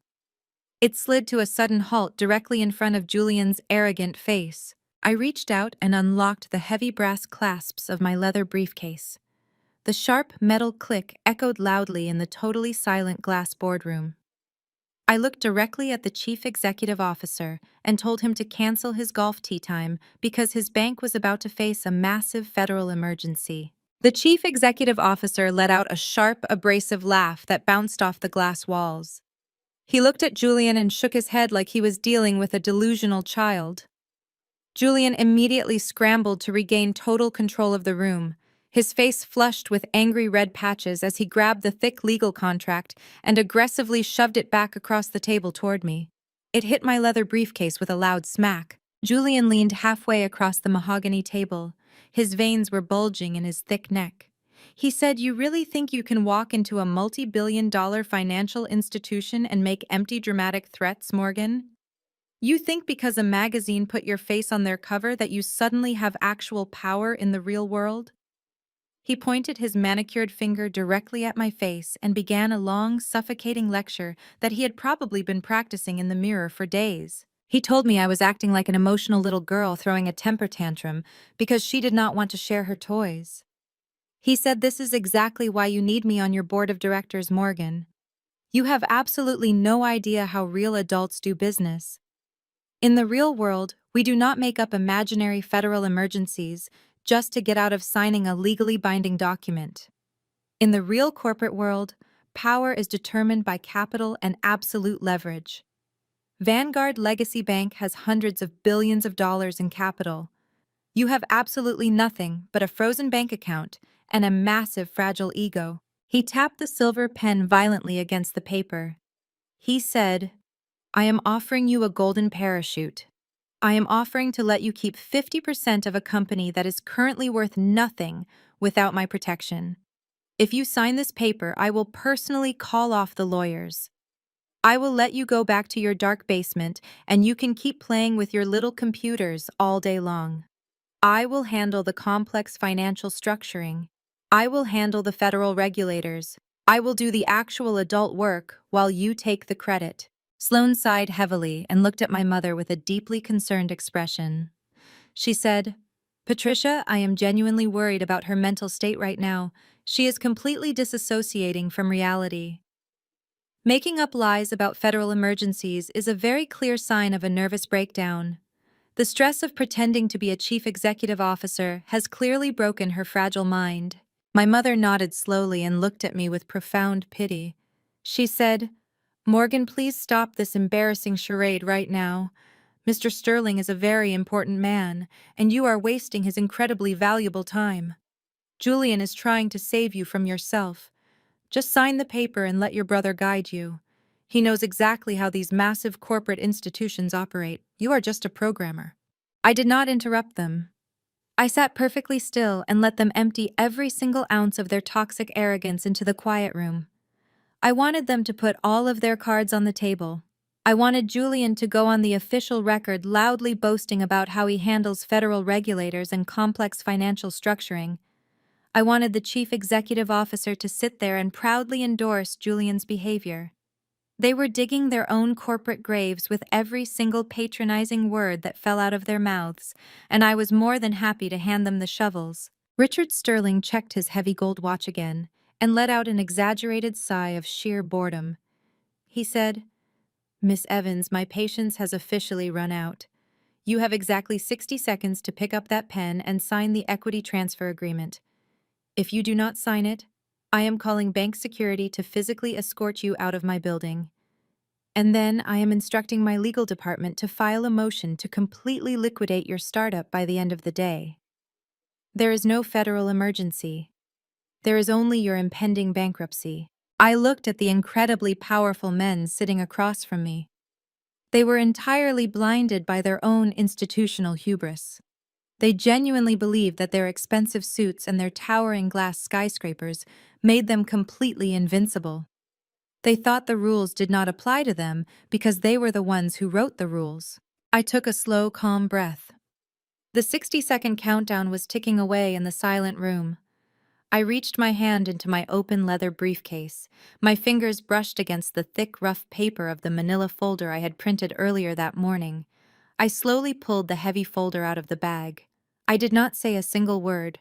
I simply held it in my hands for a brief moment, letting the absolute weight of what it contained settle over me. I placed the thick folder squarely in the center of the polished mahogany table, directly next to Julian's predatory contract. It was a completely plain manila folder except for one very specific detail. Stamped perfectly in the upper right corner in raised blue and gold metallic ink was the official embossed seal of the United States Securities and Exchange Commission. The bright overhead fluorescent lights caught the metallic reflection of the federal seal. The bold, imposing eagle and the heavy scale of justice seemed to glow against the dull brown paper. The room instantly plunged into an absolute suffocating silence. It was fascinating to watch the human brain process sudden, terrifying information. Julian stopped his aggressive finger pointing. His mouth remained slightly open, but the words completely died in his throat. He stared blankly at the gold seal, trying to comprehend how a useless tech nerd had managed to acquire highly classified government stationery. Sloane leaned forward, her pale blue eyes squinting at the folder as if it were a literal bomb sitting on the table. But the most dramatic shift happened at the head of the table. Richard Sterling, the arrogant billionaire chief executive officer who had just threatened to throw me out of the building, suddenly went completely rigid. The bored, dismissive look on his face vanished in a microsecond. As a man who had spent his entire life navigating the treacherous waters of high finance, he recognized that specific federal seal immediately. He knew exactly what it meant when a document bearing that exact stamp appeared on his boardroom table. It never meant anything good. I leaned back in my leather chair and folded my hands neatly in my lap. The predatory contract Julian had tried to force down my throat suddenly looked like a meaningless piece of scrap paper next to the devastating weight of the federal government. I looked calmly at Mr. Sterling and told him that my 60 seconds were not up yet, and I highly recommended he open that folder before he called his security guards. Mr. Sterling stared at the embossed gold and blue seal. His experienced eyes darted from the manila folder to my completely relaxed face. He had dealt with bluffers and corporate extortionists his entire career, but he possessed the deeply ingrained survival instinct of a Wall Street veteran. He knew that faking a federal seal was a severe felony that carried mandatory federal prison time. No sane person would walk into a multi-billion-dollar investment bank and place a forged government document on an executive table just to win a petty family argument. Julian let out a forced, nervous chuckle that sounded like glass grinding together. He reached his hand out rapidly, trying to snatch the folder away from the center of the table. He told his boss not to entertain my pathetic theatrical stunt. He said she probably printed that shiny sticker off the internet. Mr. Sterling, please do not humor her. Ridiculous delusion. Let me just call security right now and have her permanently removed from the premises. But Richard Sterling firmly slapped his heavy wrinkled hand down on Julian's wrist, stopping him dead in his tracks. The chief executive officer did not say a single word. He slowly pulled the manila folder toward himself. The boardroom was so painfully quiet that the sound of the thick paper sliding across the polished mahogany wood echoed like a loud rasp. He flipped open the heavy cover. His eyes immediately locked onto the official letterhead. The document was explicitly addressed to the Director of Enforcement at the Securities and Exchange Commission in Washington, D.C. The subject line read, Vanguard Legacy Bank, Preliminary Artificial Intelligence Audit Findings. Mr. Sterling's breathing completely stopped. The arrogant, bored posture he had maintained all morning completely collapsed into the leather chair. He pulled his reading glasses out of his breast pocket with a hand that was visibly shaking. I leaned forward, resting my arms comfortably on the table. I decided to formally introduce my company to the room. I told them that Nexus Artificial Intelligence was not a struggling little startup begging for venture capital money. I explained that 3 months ago I had signed an exclusive, highly classified contract with the federal government. My software was explicitly designed to infiltrate massive financial institutions and blindly audit their internal compliance departments without ever triggering their expensive cybersecurity alarms. I looked directly at Julian and told him that his prestigious bank was selected as our very first primary target. I told him my algorithm had been quietly living inside his heavily guarded network for 90 straight days. My mother looked back and forth between Julian and the chief executive officer. She was deeply confused by the sudden terrifying shift in the room's energy. She asked Julian what an audit meant and why his powerful boss suddenly looked so physically ill. Sloane picked at the hem of her white cashmere sweater nervously. She told me to stop speaking in complicated tech riddles and just sign the legal paper so they could all go home and celebrate. They were so heavily insulated by their own ignorance and arrogance that they could not comprehend the massive explosive device sitting wide open on the table. I ignored my family and kept my eyes locked entirely on the chief executive officer. I told Mr. Sterling to read the executive summary out loud for the room. I told him that since my brother was so incredibly eager to handle the complex financial structuring and the federal regulators, he should probably hear exactly what those regulators had to say about his specific department. Mr. Sterling cleared his throat. His deep, commanding voice was reduced to a hollow, raspy whisper. He began to read the cold, hard numbers printed on the crisp white page. He read that the algorithm had identified over $347 million in highly toxic, unrecoverable commercial real estate debt. He read that this massive failing debt had been systematically misclassified as prime low-risk assets. He read that over 400 individual risk assessment documents had been manually altered after normal business hours to completely bypass the internal banking safety protocols. Julian's face lost absolutely all of its color. His tanned skin turned the shade of wet concrete. He looked like he was going to be physically sick right there on the expensive table. He tried to speak, but only a pathetic broken squeak escaped his dry throat. Mr. Sterling continued reading the devastating federal report. He read that the artificial intelligence software had successfully traced every single forged digital signature and altered timestamp back to one specific employee login terminal. The report listed the exact employee identification number. Mr. Sterling slowly looked up from the paper. His cold, dead eyes locked directly onto Julian. He said the employee identification number belongs to you, Julian. Every single altered document traces directly back to your secure terminal. Julian violently pushed his heavy leather chair back from the table. He stood up abruptly, his hands waving frantically in the air as if he could magically erase the words that had just been spoken. He stammered and stuttered desperately, trying to construct a believable lie. He said, "It is a massive mistake, Mr. Sterling. The algorithm is completely broken. My sister engineered this fake report to frame me because she is bitter about our childhood. She is just trying to steal my hard-earned money." He looked over at his wife, begging for her to defend him like she always did. But Sloane was staring at the chief executive officer in absolute sheer terror. She finally realized that the immense wealth she was building her entire identity around was completely stolen and about to evaporate into thin air. Mr. Sterling was not listening to Julian's pathetic, desperate excuses. The seasoned banking veteran was rapidly running the catastrophic calculations in his head. He knew exactly what the federal government did to banks that intentionally hid hundreds of millions of dollars in toxic assets.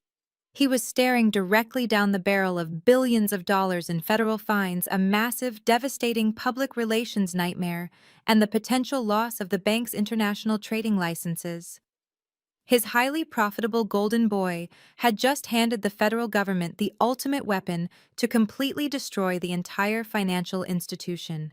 The smug, condescending smiles that had filled the glass boardroom just 10 minutes ago were entirely gone. The oppressive corporate power they had proudly tried to weaponize against me had been completely neutralized. They genuinely thought they were starving me out and forcing me to surrender my tech empire. They had absolutely no idea I was simply handing them the shovels and letting them dig their own graves so I could push them all in at exactly the same time. I looked at Julian, who was now sweating profusely through his custom-tailored navy suit. His chest was heaving with panic, and his eyes were wide with pure, unadulterated fear. I reminded him about the golden parachute offer he had just made me. I asked him if he still thought he was the powerful man of the house who knew exactly how real adults did business. Julian could not even form a single complete sentence. His jaw worked up and down rapidly, like a suffocating fish pulled fresh from the water. Mr. Sterling slammed the manila folder shut with a violent, heavy crack that made my mother physically jump in her leather seat. The chief executive officer turned to Julian, and his voice was dripping with pure, lethal venom. He demanded to know if a single word in that federal report was true. Julian tried to stammer out a defense, but only pathetic broken syllables escaped his dry lips. I leaned forward, resting my elbows on the polished mahogany, and decided to fill in the missing blanks for my completely stunned family. I looked directly at my father, whose imposing preacher posture had entirely melted into a puddle of absolute confusion. I told him that his golden child was not the brilliant financial prodigy he had spent 30 years bragging about to his loyal congregation. I told him that Julian's massive success was nothing more than a carefully constructed house of cards built on top of a massive criminal enterprise. I explained exactly how the compliance department at Vanguard Legacy Bank actually worked.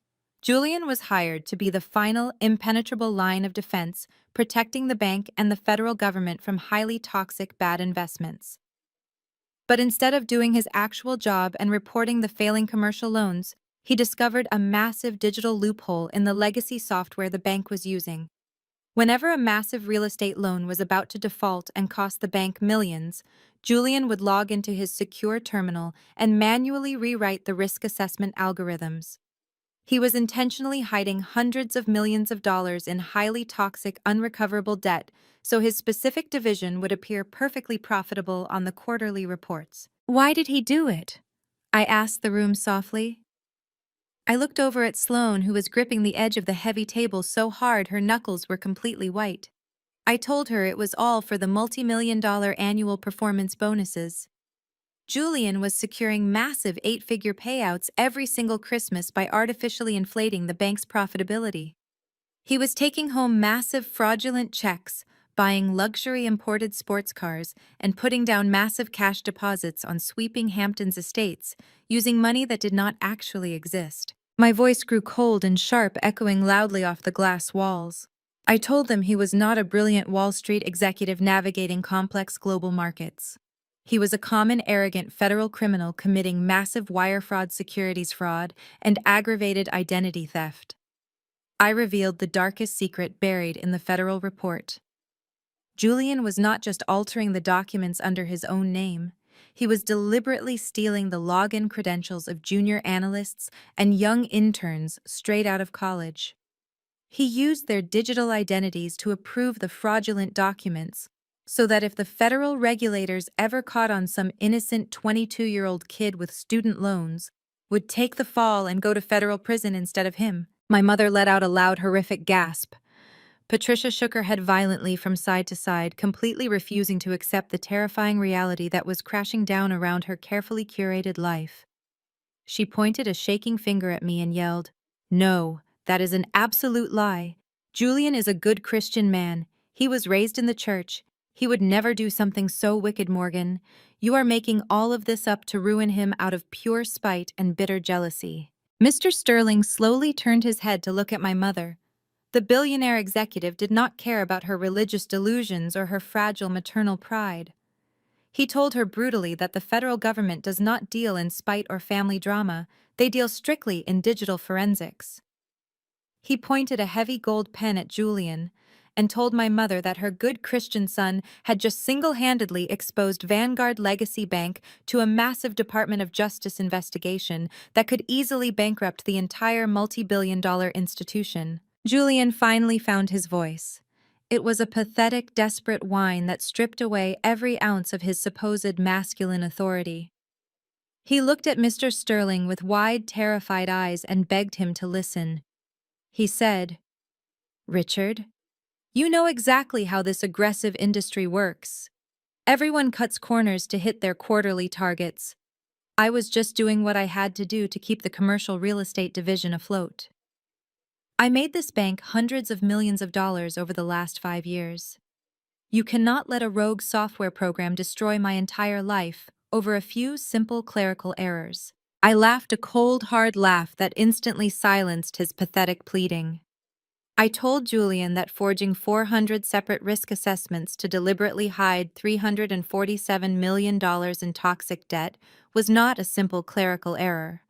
It was a highly orchestrated, long-term criminal conspiracy. I reminded him that he was the senior vice president of compliance. His literal only job requirement was to ensure the bank did not break the law, and instead, he had weaponized his department to become the biggest liability in the history of Wall Street. Sloane suddenly stood up from her chair. The heavy wooden legs scraped loudly against the expensive hardwood floor. She looked at Julian with wide, completely terrified eyes. Her flawless makeup seemed to crack as her face contorted in panic. She asked him if it was true. Her voice was trembling violently. She asked him if the money was all fake. Julian tried to reach across the chairs to grab her hand, but she violently recoiled from his touch like he was covered in a deadly contagious disease. She screamed at him, asking if the bank was going to take away her new house and her cars. The elaborate facade of the perfect wealthy white savior and her highly successful husband was completely shattering right in front of my eyes, reducing them to nothing more than panicked, greedy criminals caught in a trap. Julian desperately tried to pivot his failing strategy. He looked back across the table at me, and his dark eyes were filled with a terrifying mixture of pure hatred and absolute desperate begging. He said, "Morgan, please, you have to pull the federal report. You have absolute administrative access to your software. Just delete the files from the server, and we can walk away from this right now. You can keep your entire tech empire. I will drop the lawsuit today. Just make the federal audit disappear." He was literally asking me to become an active accessory to massive federal corporate fraud right in front of the chief executive officer of the bank. His toxic arrogance had completely blinded him to the basic reality of the situation. I calmly folded my hands on the table and looked deeply into the eyes of the pathetic man who had tormented and belittled me my entire life. I told him that the artificial intelligence did not work for me anymore. I explained that the moment the digital audit was completed, the encrypted files were automatically locked and instantly transferred to the primary federal servers at the Securities and Exchange Commission in Washington. There was no magic delete button. There was no going back to the way things were an hour ago. The federal government already possessed every single piece of undeniable digital evidence they needed to put him away in a federal penitentiary for decades. The heavy, crushing reality finally settled over the boardroom. Julian was no longer the powerful executive dictating the cruel terms of my total surrender. He was a dead man walking, waiting for the federal agents to arrive. Richard Sterling slumped back into his heavy leather chair. The crisp white pages of the federal audit report slipped from his trembling hands and scattered across the polished mahogany table. The absolute finality of my words hung in the cold air of the glass boardroom.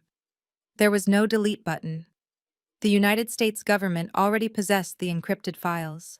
The chief executive officer of Vanguard Legacy Bank was a man who had survived market crashes, global recessions, and ruthless corporate takeovers. But right now, he looked like a terrified old man who had just watched his entire empire catch fire. He knew exactly how the Securities and Exchange Commission operated. They did not issue polite warnings for $347 million in hidden toxic debt. They issued billion-dollar fines. They froze assets. They revoked federal trading charters. The bank was staring directly at a catastrophic federal shutdown. The silence in the room was deafening. You could practically hear the power dynamic violently shifting. Just 10 minutes ago, Julian was the golden boy of Wall Street. He was the untouchable senior executive who brought in massive compliance revenue. He was the arrogant older brother who thought he could use a multi-billion-dollar institution to crush his little sister. But in the span of a few seconds, he had transformed into the single greatest liability in the history of the bank. He was radioactive corporate waste. Julian desperately looked at his boss. He reached his shaking hands out toward the scattered papers. He begged Richard to understand, claiming he was protecting the bank and protecting their profit margins. He babbled that they could hire the best defense attorneys in the country and fight the charges in court.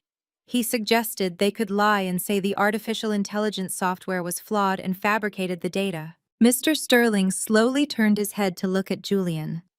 The sheer level of disgust in his cold eyes was absolutely chilling. He did not see a loyal employee anymore. He saw a massive federal indictment wearing a custom-tailored Navy suit. He asked Julian if he was completely out of his mind. He reminded Julian that he had forged 400 separate risk assessment documents using stolen employee login credentials. He pointed out the massive, undeniable digital trail that led directly back to Julian's secure terminal. He told him there was no fighting this because the federal government had an algorithmic confession, and Julian was going to federal prison. My mother started crying again.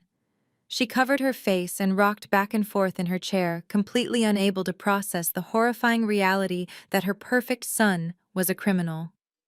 My father just sat there, staring blankly at the wall. The holy, righteous facade he had worn all his life was completely shattered.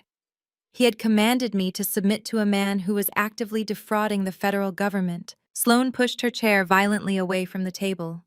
She stood up and backed away from Julian like he was a dangerous animal. She pointed a shaking finger at him and accused him of lying to her. She screamed that he told her he was a genius and that the money was real. She cried about the house they just bought and the mortgage papers they just signed, knowing the government was going to take absolutely everything from her. She was not crying for her husband. She was crying for her lost luxury. Her entire identity was built on his stolen wealth, and she was watching it burn to the ground. Julian tried to stand up, but his legs completely gave out. He collapsed heavily back into his chair, burying his face in his hands. He was breathing in rapid, shallow gasps. The arrogant bully who had mocked my little computer hobby, who had threatened to throw me out on the street, who had launched a vicious smear campaign to ruin my reputation, was completely gone. He was just a terrified, broken man waiting for the sirens. But the most fascinating shift in the room was not Julian. It was Richard Sterling. The billionaire executive slowly turned his attention away from his ruined employee and locked his eyes directly on me. The condescending sneer was completely gone. The bored, dismissive attitude had vanished entirely. He was looking at me with a profound new level of respect and absolute sheer terror. He realized that I had not walked into his boardroom as a helpless victim. I had walked in as the executioner. I had orchestrated this entire meeting perfectly. I had let them show their hands. I had let them mock me and threaten me. And then I had calmly placed the federal weapon on the table and watched them destroy themselves. Mr. Sterling took a slow, deep breath, trying to regain some small fraction of his lost authority. He carefully picked up the scattered pages of the federal report and stacked them neatly together. He looked at the embossed gold seal and then looked back at me. He knew that the Securities and Exchange Commission relied heavily on independent federal contractors to interpret the massive amounts of algorithmic data.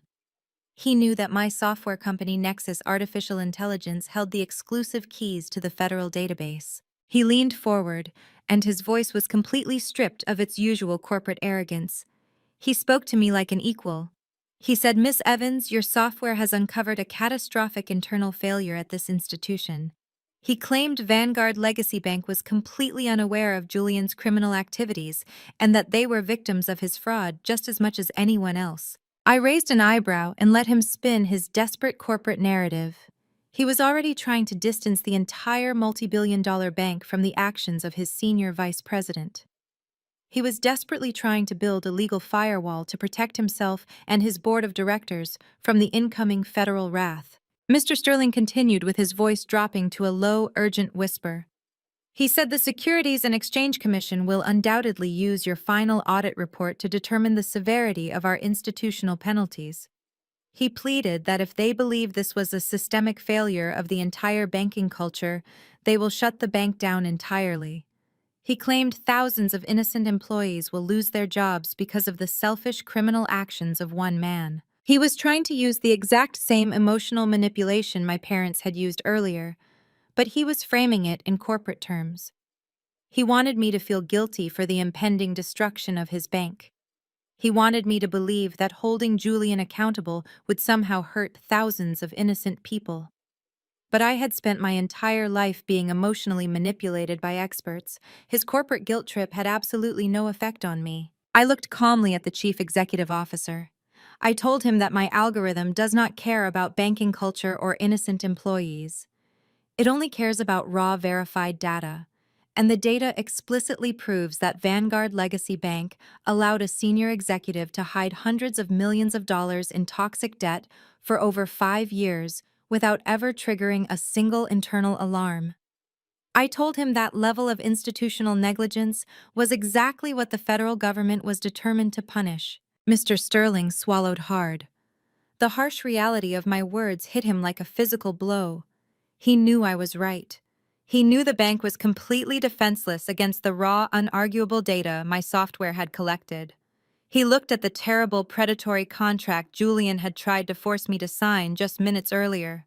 He reached out and slowly pushed the useless piece of paper away from the center of the table. He looked at me, and his cold eyes were filled with a desperate, calculating plea. He had finally arrived at the exact moment I had been waiting for all morning. He realized that I was the only person on the planet who could possibly mitigate the incoming federal disaster. He realized that the young black woman sitting across from him, holding a canvas backpack and a dead laptop, held the absolute fate of his multi-billion-dollar empire in the palm of her hands. He folded his hands together on the table and bowed his head slightly in a gesture of complete submission. He told me the bank was prepared to offer me anything. He promised to immediately withdraw the legal injunction against my company. He offered to publicly issue a formal apology to my investors and clear my name in the media.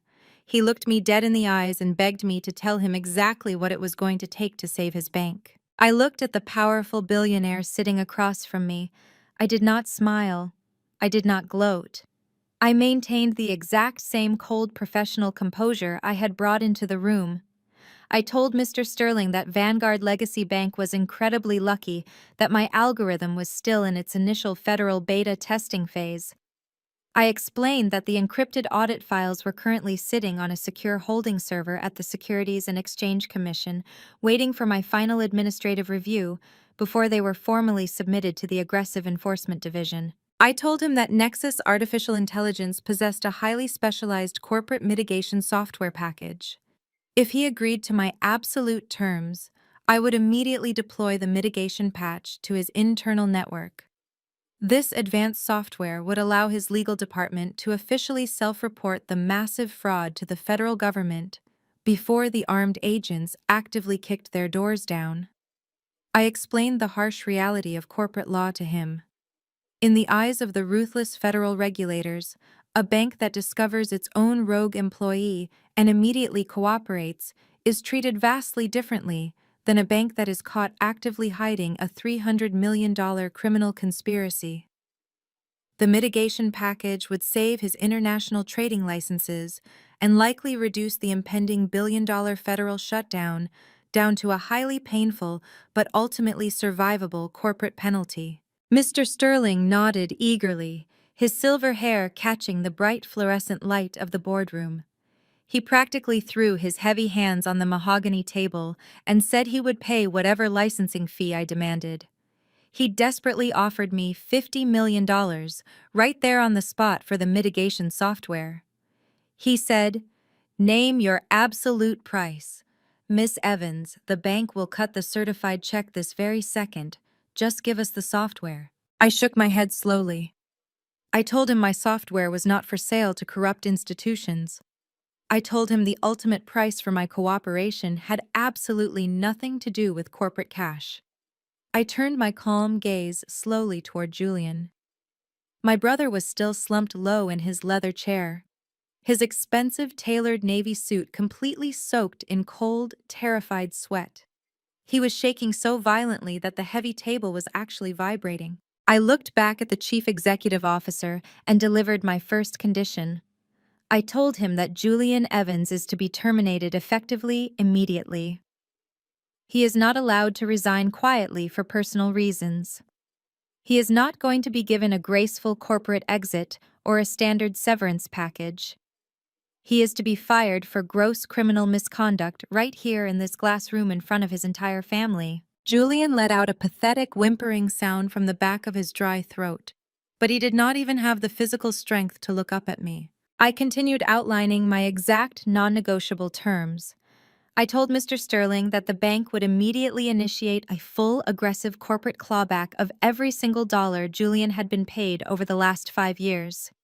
Every massive Christmas bonus, every unvested stock option, every single fraudulent penny that he had stolen to buy his tailored suits and his luxury sports cars would be legally seized by the institution to help pay for their incoming federal fines. I wanted him completely stripped of his stolen wealth. My mother started crying even louder, covering her face with her trembling hands and begging me to show Christian mercy to my own flesh and blood. I completely ignored her pathetic fake tears and delivered my final devastating condition. I told the chief executive officer that Julian's permanent employment record, his official Form U-5, with the Financial Industry Regulatory Authority, would permanently reflect his massive federal fraud. I wanted him placed firmly on the permanent Wall Street blacklist. I wanted to make absolutely sure that no legitimate financial institution in the entire world would ever hire him to manage so much as a petty cash drawer for the rest of his miserable life. I looked Mr. Sterling directly in his cold eyes and asked him if my incredibly simple terms were fully understood. Richard Sterling did not hesitate for a single second. There was no internal corporate debate. There was no consulting with his human resources department or his board of directors. He simply looked at the golden boy who had just jeopardized his entire multi-billion-dollar banking empire and executed his career with absolutely ruthless precision. Mr. Sterling leaned over and pressed a small silver button on the center console of the mahogany table. He spoke clearly into the intercom system and ordered the head of building security to come to the executive boardroom immediately. He then turned his cold, dead eyes directly to my brother. He said, "Julian Evans, you are officially terminated from Vanguard Legacy Bank for gross criminal negligence and massive corporate wire fraud. Your employment is effectively severed as of this exact second. The legal department will be seizing all of your corporate assets, your stock portfolios, and your personal banking accounts tied to this institution by the end of the hour. You are entirely stripped of your title, your rank, and your access." Julian fell out of his heavy leather chair and dropped directly onto his knees on the expensive hardwood floor. He clasped his shaking hands together and actually started begging. He crawled desperately toward his boss, leaving wet tear stains on the collar of his crisp white shirt. He cried out that he had dedicated his entire adult life to this bank. He pleaded for a second chance, saying he could fix the spreadsheets and make the toxic debt completely disappear if they just gave him one more week to work the numbers. It was the most pathetic, humiliating display I had ever witnessed in my entire life. The man who had spent 30 years looking down on me, the man who had proudly demanded that I bow to his superior social status, was now literally groveling on the floor, weeping like a completely broken child. Mr. Sterling pulled his expensive shoes away from Julian in utter disgust. The heavy glass doors of the boardroom suddenly swung open, and 4 large security guards in dark suits marched aggressively into the room. The chief executive officer pointed a shaking finger at Julian and ordered the guards to strip him of his corporate badge, his company phone, and his high-level security clearance. He explicitly told the guards not to let him pack up his office. He told them to throw him directly out onto the street like common garbage. 2 massive security guards grabbed Julian by his arms and violently hauled him up from the floor. They ripped the plastic security badge right off his lapel and dug roughly into his suit pockets to confiscate his encrypted company phone. Julian was sobbing uncontrollably, his expensive Italian leather shoes dragging across the polished floor as they pulled him away from the table. That is exactly when Sloane completely lost her mind. She had been sitting entirely frozen in her chair, watching the absolute destruction of her perfect, wealthy life. The terrifying reality of the financial clawback condition finally registered in her shallow brain. The bank was going to seize the money. The endless money she had used to buy her elite status, her fake friends, and her arrogant, racist confidence was completely gone. She leaped up from her chair and let out a piercing, blood-curdling scream. She ran toward Julian not to help him or comfort him, but to physically attack him. She started pounding her small fists aggressively against his chest while the large security guards held him tightly. She screamed that he was a disgusting liar and a completely worthless failure. She shrieked hysterically about the millions of dollars in debt they had just taken on for the massive Hamptons estate.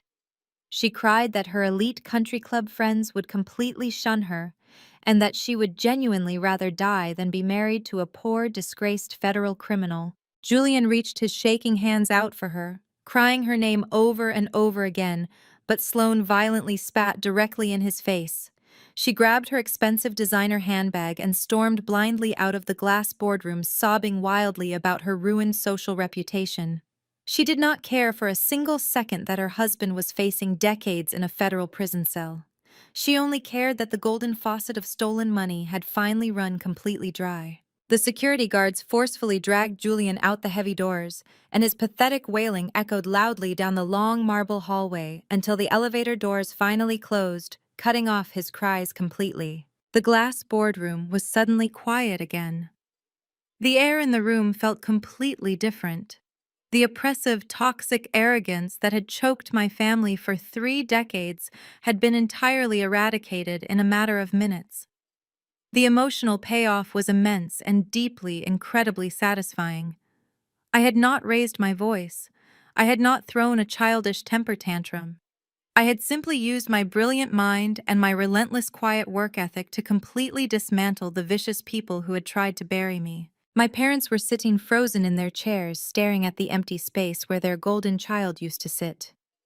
My father, Reverend James, looked like a deflated balloon, all of his righteous religious anger completely replaced by absolute silent shock. My mother, Patricia, was weeping silently into her hands, mourning the devastating loss of the fake, perfect family image she had worshipped her entire life. I slowly reached across the mahogany table and pulled the manila folder back toward me, securing it safely inside my canvas backpack. I looked at the chief executive officer, nodded once, and turned my back on my toxic family forever. I had just taken my first step toward the heavy glass doors of the boardroom when my mother violently grabbed my arm. Patricia was weeping so heavily that her expensive pearl necklace was shaking against her chest. She dug her manicured fingernails into the fabric of my coat and fell to her knees right there on the polished hardwood floor. She cried out, begging me to stop the security guards from taking her precious son away. She said, "Morgan, please, you have to fix this. You have the power to save him. You cannot do this to your own flesh and blood. God commands us to forgive our family." My father, Reverend James, rushed over and physically blocked the exit. His massive frame trembled as he looked down at me. He tried to summon that deep, booming preacher voice, but it just sounded broken and hollow. He told me that I was destroying the entire Evans family legacy. He said, "We are a Christian household, Morgan. We do not send our own family members to federal prison. You need to go back to Mr. Sterling and tell him to drop the charges right now. You owe us this much." I slowly looked down at my mother's hands gripping my arm. I calmly reached over and peeled her fingers off of me one by one. I did not feel an ounce of pity or sadness for them. I looked my father dead in the eyes, and I let the silence stretch out between us until he was forced to look away. I told them they did not get to weaponize religion and family blood only when it was convenient for them. I reminded my father of the exact words he had spoken to me at the anniversary dinner. I said, "You told me that Julian was the head of the family and the primary breadwinner. You proudly claimed he was carrying the heavy legacy of the Evans family on his back while I was a massive embarrassment to our good name." I reminded my mother of the cruel words she had screamed at me just a few days ago. I said, "You told me I needed to wire him $10 million to preserve the family blessing because my only purpose was to serve my brother." I stepped closer to my father, forcing him to step back against the glass door. I said, "You told me that if I did not give Julian half of my tech empire, I would be completely cut off from the only people in the world who truly loved me." I told him that I was finally taking his excellent advice. I officially accepted his terms. I told them they had spent 30 years worshipping a golden child who was nothing more than an arrogant criminal. They had sacrificed my childhood, my happiness, and their entire life savings to build a fake, perfect image that had just shattered into a million pieces. I told them I was absolutely done playing the role of the family scapegoat. The quiet, invisible girl who absorbed all of their toxic abuse was dead. I told them to never contact me again. I did not wait for their response. I pushed past. My father pushed open the heavy glass doors and walked out to the elevators.